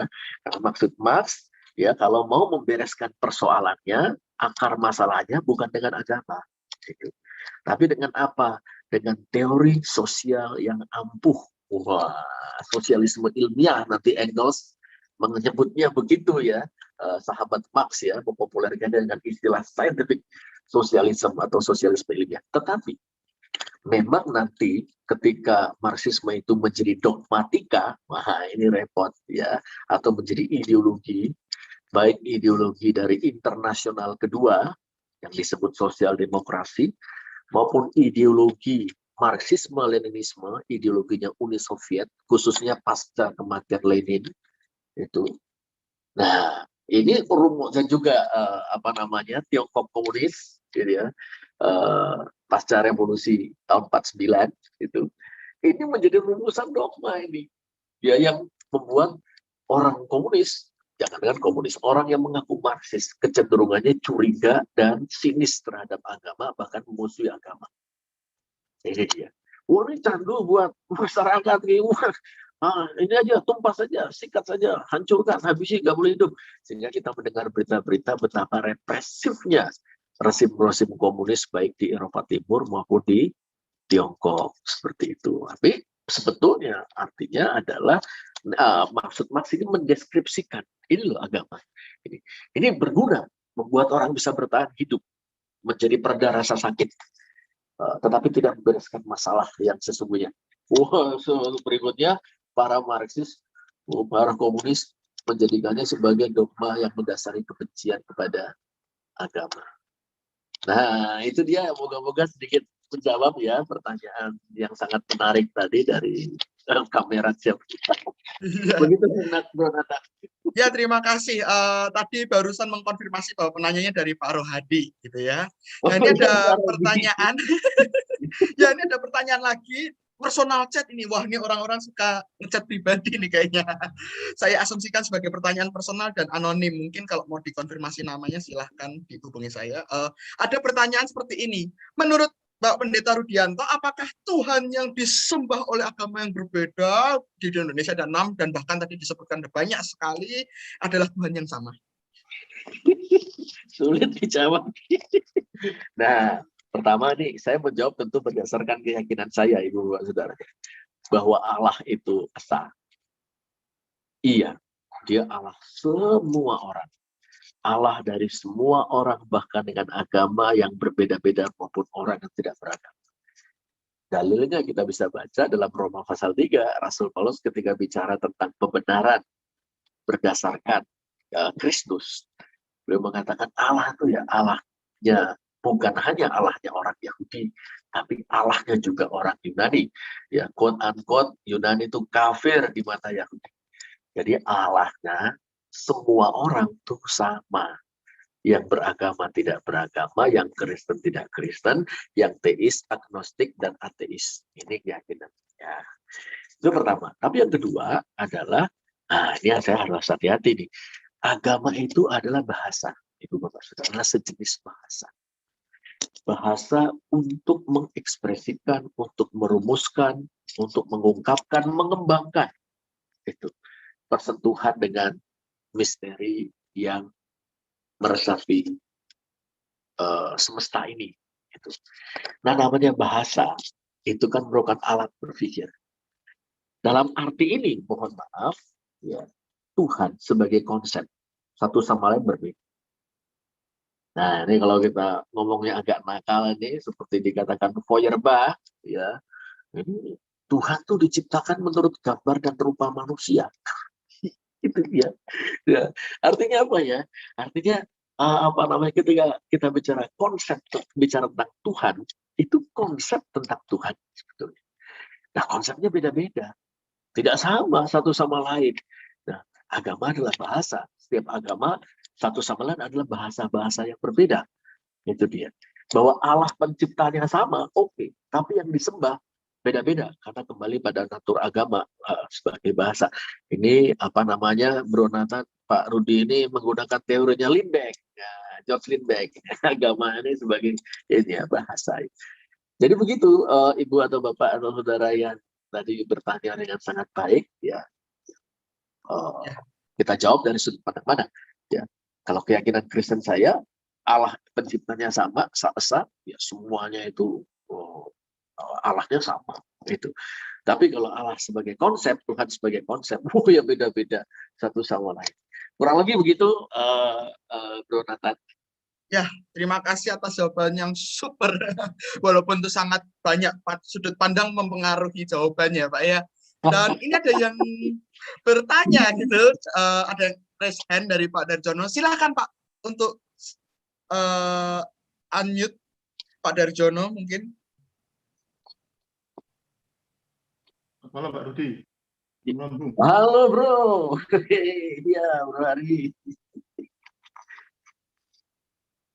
Monggo. Tadi kan Pak Rudi mencontohkan beberapa tokoh yang besar, Gus Dur, Romo Mangun, bukan Romo minus malum. Itu kan kenyataannya, tapi sebagian besar umat agama apapun itu mereka menikmati hidup dalam bangunan agama, doktrin, organisasi, kebijakan, ajaran, tanpa pernah punya dorongan untuk mau menggali dan memperkaya spiritualitas mereka melebihi dari bangunan agama dasar mereka itu. Sehingga yang terjadi ya tiap minggu cuma putar-putar di bertumbuh, cuma putar-putar di surga dan neraka, cuma putar-putar di teologi kemakmuran, orang sakit, hanya muter-muter di situ tanpa pernah membawa diskusi atau dialektika beragama itu ke tingkat yang lebih tinggi lagi, macam orang-orang yang Bapak sebut tadi. Tujuannya kan memang untuk kita menjadi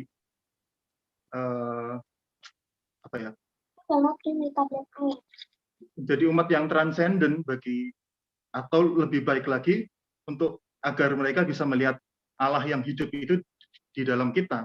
Tetapi kalau kita tiap minggunya cuma eksklusif hidup bertumbuh, hidup hanya eksklusif berdiskusi dalam kunjungan gereja itu tanpa pernah mau mendiskusikan hal yang lebih krusial, yang lebih fundamental dalam tatanan sosial masyarakat ini, ya jadinya agama nggak kemana-mana. Agama cuma ada di kita, tapi nggak pernah bisa menjangkau orang lain secara transenden, secara menarik.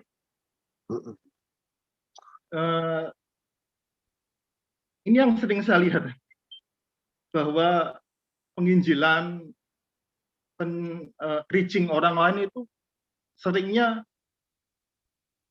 dengan tools ekonomi juga kan, yang sering terjadi.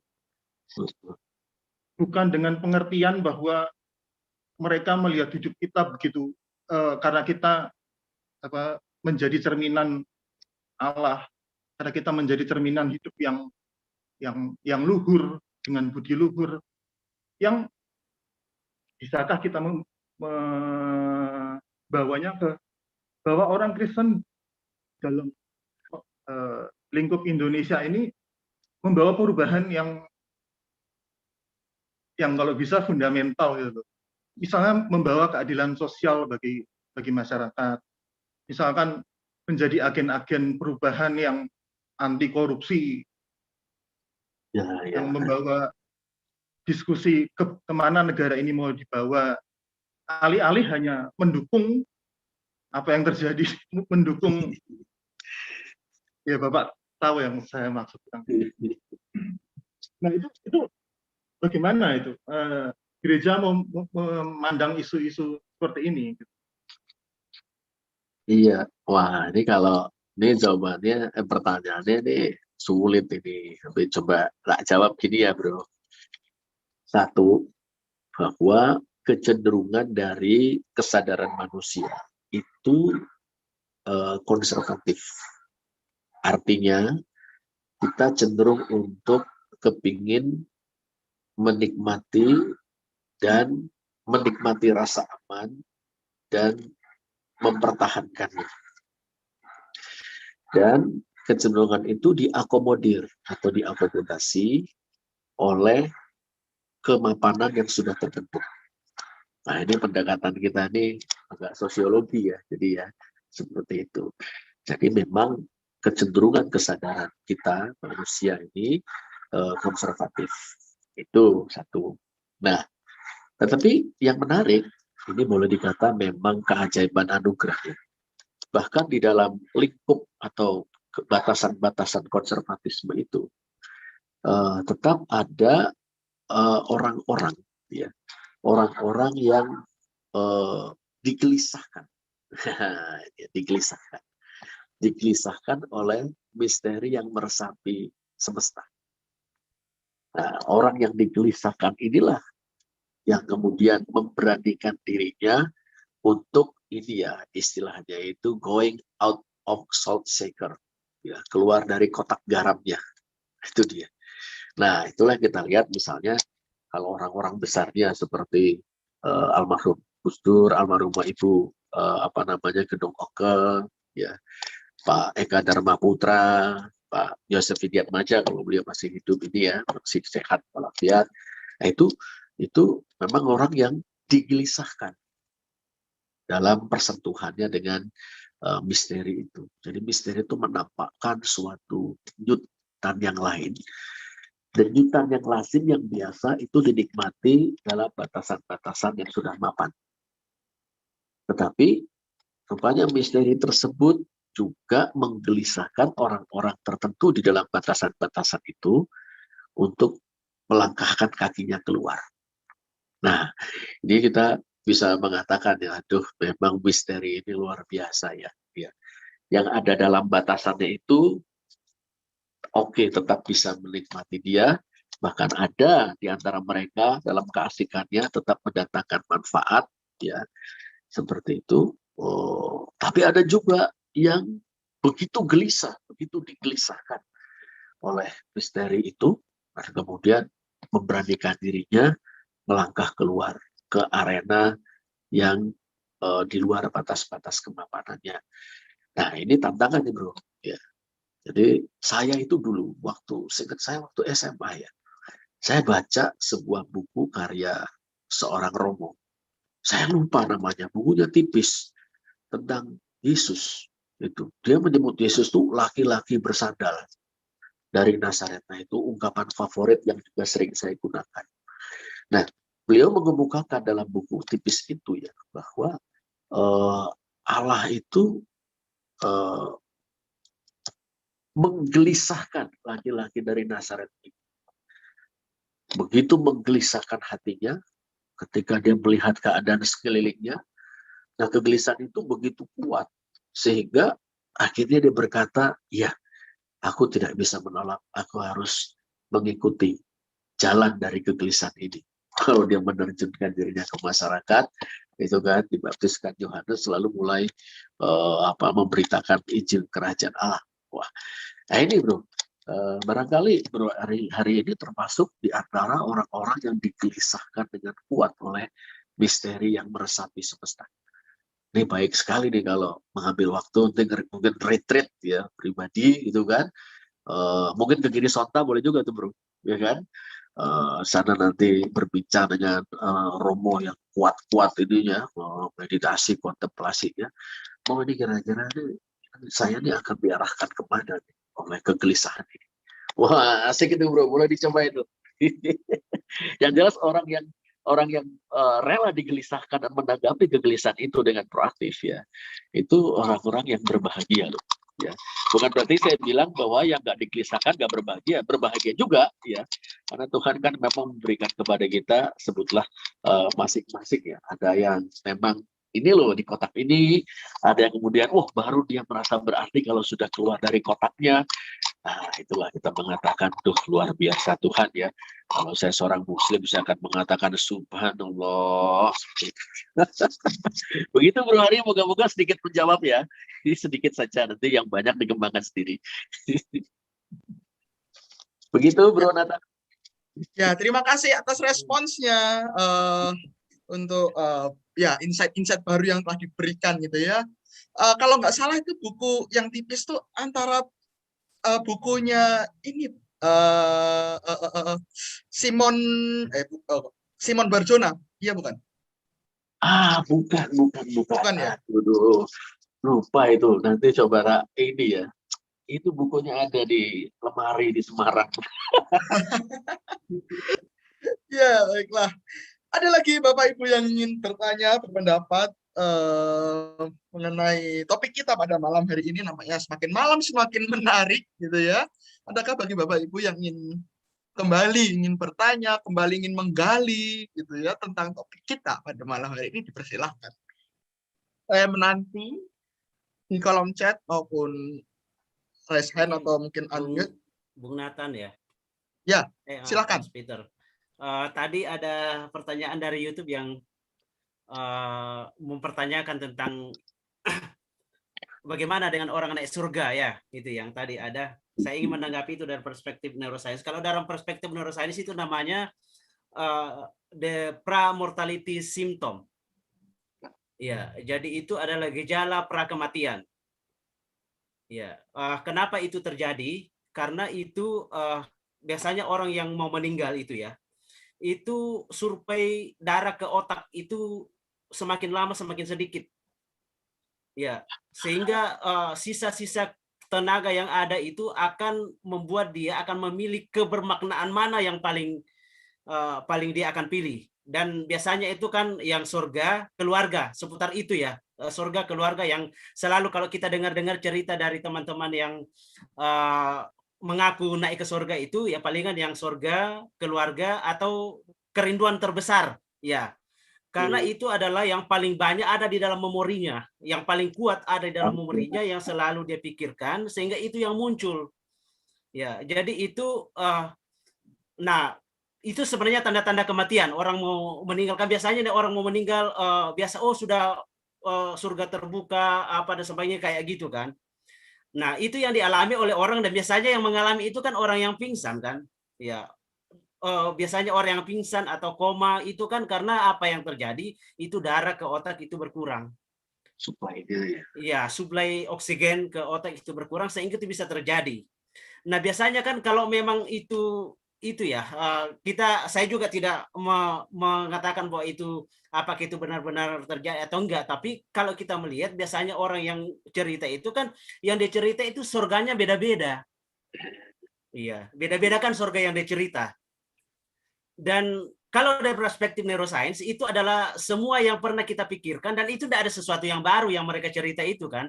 Itu sudah sebanyak dicerita oleh pendeta-pendeta, ya Alkitab juga banyak cerita itu, dan itu yang memori yang diceritakan gitu. Jadi serpihan-serpihan yang pernah didengar itu di record ulang, diungkap ulang gitu ya. Jadi kalau dari perspektif neuroscience itu begitu. Nah, neuroscience atau ilmu ini kan hanya menjelaskan mekanisme itu ya. Dia tidak akan pernah berbicara tentang apakah surga itu ada apa enggak, apakah Tuhan itu ada apa enggak, tetapi dia mencoba untuk menjelaskan hal-hal itu, mekanisme-mekanisme itu, dan itu kemudian bisa memberikan kita pemahaman untuk bisa bagaimana merefleksikan iman kita dan bagaimana kita beriman secara baik. Saya kira itu dari saya menanggapi sedikit tentang tanggapan dari YouTube itu. Terima kasih. Ya, terima kasih Pak Peter. Responsnya dari sudut pandang yang ilmiah gitu ya.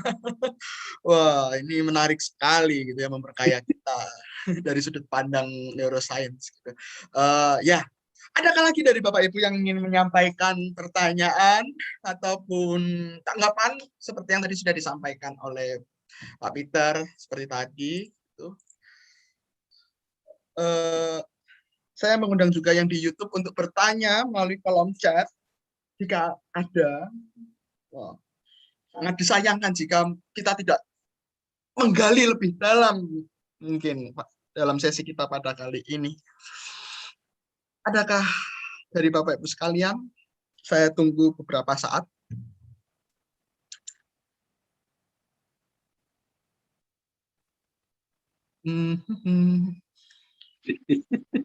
Wah, nampaknya sepi. Udah pada paham. Oke, mungkin sudah tidak ada lagi nampaknya pertanyaan maupun respons yang diberikan melalui YouTube maupun Zoom. Saya ingin bertanya yang terakhir. Tesis statement yang bisa disampaikan melalui perbincangan ini semua apa, Pak? Dari Pak Rudianto, silahkan. Closing statement. Closing statement. Ya. Terlalu banyak nulis jurnal tapi nggak tembus jadinya. Nggak jadi. Iya, terima kasih Bro Nathan, Bapak Saudara. Spiritualitas adalah pengalaman persentuhan, bahkan perjumpaan dengan misteri yang meresapi semesta, perjumpaan yang memberi makna, memberi inspirasi. Nah, kita sebagai para pengikut Tuhan Yesus, kita bersyukur bahwa misteri tersebut adalah misteri yang berkasih karunia, misteri yang adalah Bapa kita sendiri dalam Yesus Kristus, dan kita dipanggil kemudian untuk menyatakan secara konkret misteri yang penuh kasih karunia itu dalam hidup kita dan juga melalui gereja sebagai komunitas orang percaya. Di tengah perjumpaan dengan berbagai macam agama, kepercayaan, ataupun berbagai bentuk ateisme, agnosisisme, kita tidak kecil hati, kita tidak sedih, malah kita gembira karena kita punya kesempatan untuk menghidupi misteri itu secara otentik, menjadi kesaksian, menjadi berkat yang berdaya mengubah kehidupan menjadi lebih baik. Terima kasih. Ya, terima kasih Pak Rudianto atas waktunya, atas pemikirannya. Kami diajak berfilsafat bersama pada hari ini, dan ini sangat mendorong saya terutama untuk berimajinasi, untuk menumbuhkan hasrat gitu ya, untuk mengkonstruksi iman yang lebih utuh gitu ya. Dan terima kasih banyak gitu ya atas waktunya, atas pemikirannya pada hari ini. Nah, Bapak Ibu sekalian, dengan ini berakhirlah bincang-bincang kita pada hari ini. Tetapi Bapak Ibu, saya ingin mengingatkan bahwa pada bulan Juli nanti kita akan juga berbicara masih mengenai Wisdom Series dengan tema Techno-Spirituality, bagaimana kita melihat etika Kristiani terhadap penggalian teknologi yang akan disampaikan oleh Pendeta Henry Mulyana Senjaya dari UKDW Jakarta, dosen teologi. Dan tema di bulan Juli ada The Future According to the Simpsons. Ketika pop culture gitu ya, film Simpson itu bagi banyak orang dipercaya sebagai film yang meramalkan masa depan. Nah, bagaimana kita dapat menanggapi pop culture seperti ini? Nah, itu adalah sebuah topik yang menarik gitu ya. Jadi jangan lewatkan kesempatan berharga ini untuk kita menggali ilmu, menggali pemahaman iman kita bersama. Nah, Bapak Ibu, dengan ini berakhirlah pembincangan kita. Nanti setelah kita berdoa bagi rekan-rekan yang di Zoom, kita akan foto bersama. Untuk itu, saya mengundang Pendeta Rinta untuk menutup di dalam doa. Mari Bapak Ibu Saudara, kita akan berdoa bersama menutup acara ini. Mari kita berdoa. Sungguh kami bersyukur bahwa tiap-tiap waktu kami boleh kembali mendengarkan firman-Mu, mendengarkan ulasan-ulasan yang disampaikan berkaitan dengan pergumulan-pergumulan iman yang ada di sepanjang zaman, terkhusus di masa sekarang ini. Begitu banyaknya muncul pengajaran-pengajaran yang baru, yang membuat kami bingung, bimbang, dan bahkan membuat kami tidak tahu apa yang harus dipilih. Namun Engkau selalu kirimkan hamba-hamba-Mu yang dengan luar biasa boleh membagikan pemahaman yang telah Ia peroleh dari Engkau, yang boleh berbagi berkat bagi kami semua, sehingga kami boleh tetap teguh di dalam mengikut Engkau sebagai Tuhan dan Juru Selamat kami. Terus mampukan kami ya Bapa berjalan di tengah arus dunia ini, agar iman kami tetap kokoh, dan kami boleh juga tetap menjadi saksi-Mu dimanapun kami berada, dan di tengah segala situasi dunia yang ada. Kami serahkan untuk Pendeta Rudianto di dalam pelayanannya, baik sebagai pendeta jemaat, juga sebagai dosen, dan sebagai pembicara-pembicara. Tuhan kiranya akan terus memperlengkapinya dengan kuasa Roh Kudus-Mu, Tuhan yang berikan kesehatan dan juga kedamaian dalam hidup. Engkau juga berkati keluarganya, dan apa yang menjadi pergumulan, Engkau mendengar, dan Engkau pun akan memberikan jawab yang terbaik. Terima kasih untuk kebersamaan kami malam hari ini. Kami terus doakan supaya jemaat-Mu dimanapun berada selalu dalam kondisi yang sehat. Dan bagi kami yang berjuang di dalam sakit penyakit kami, biarlah Engkau yang terus menguatkan kami ya Bapa.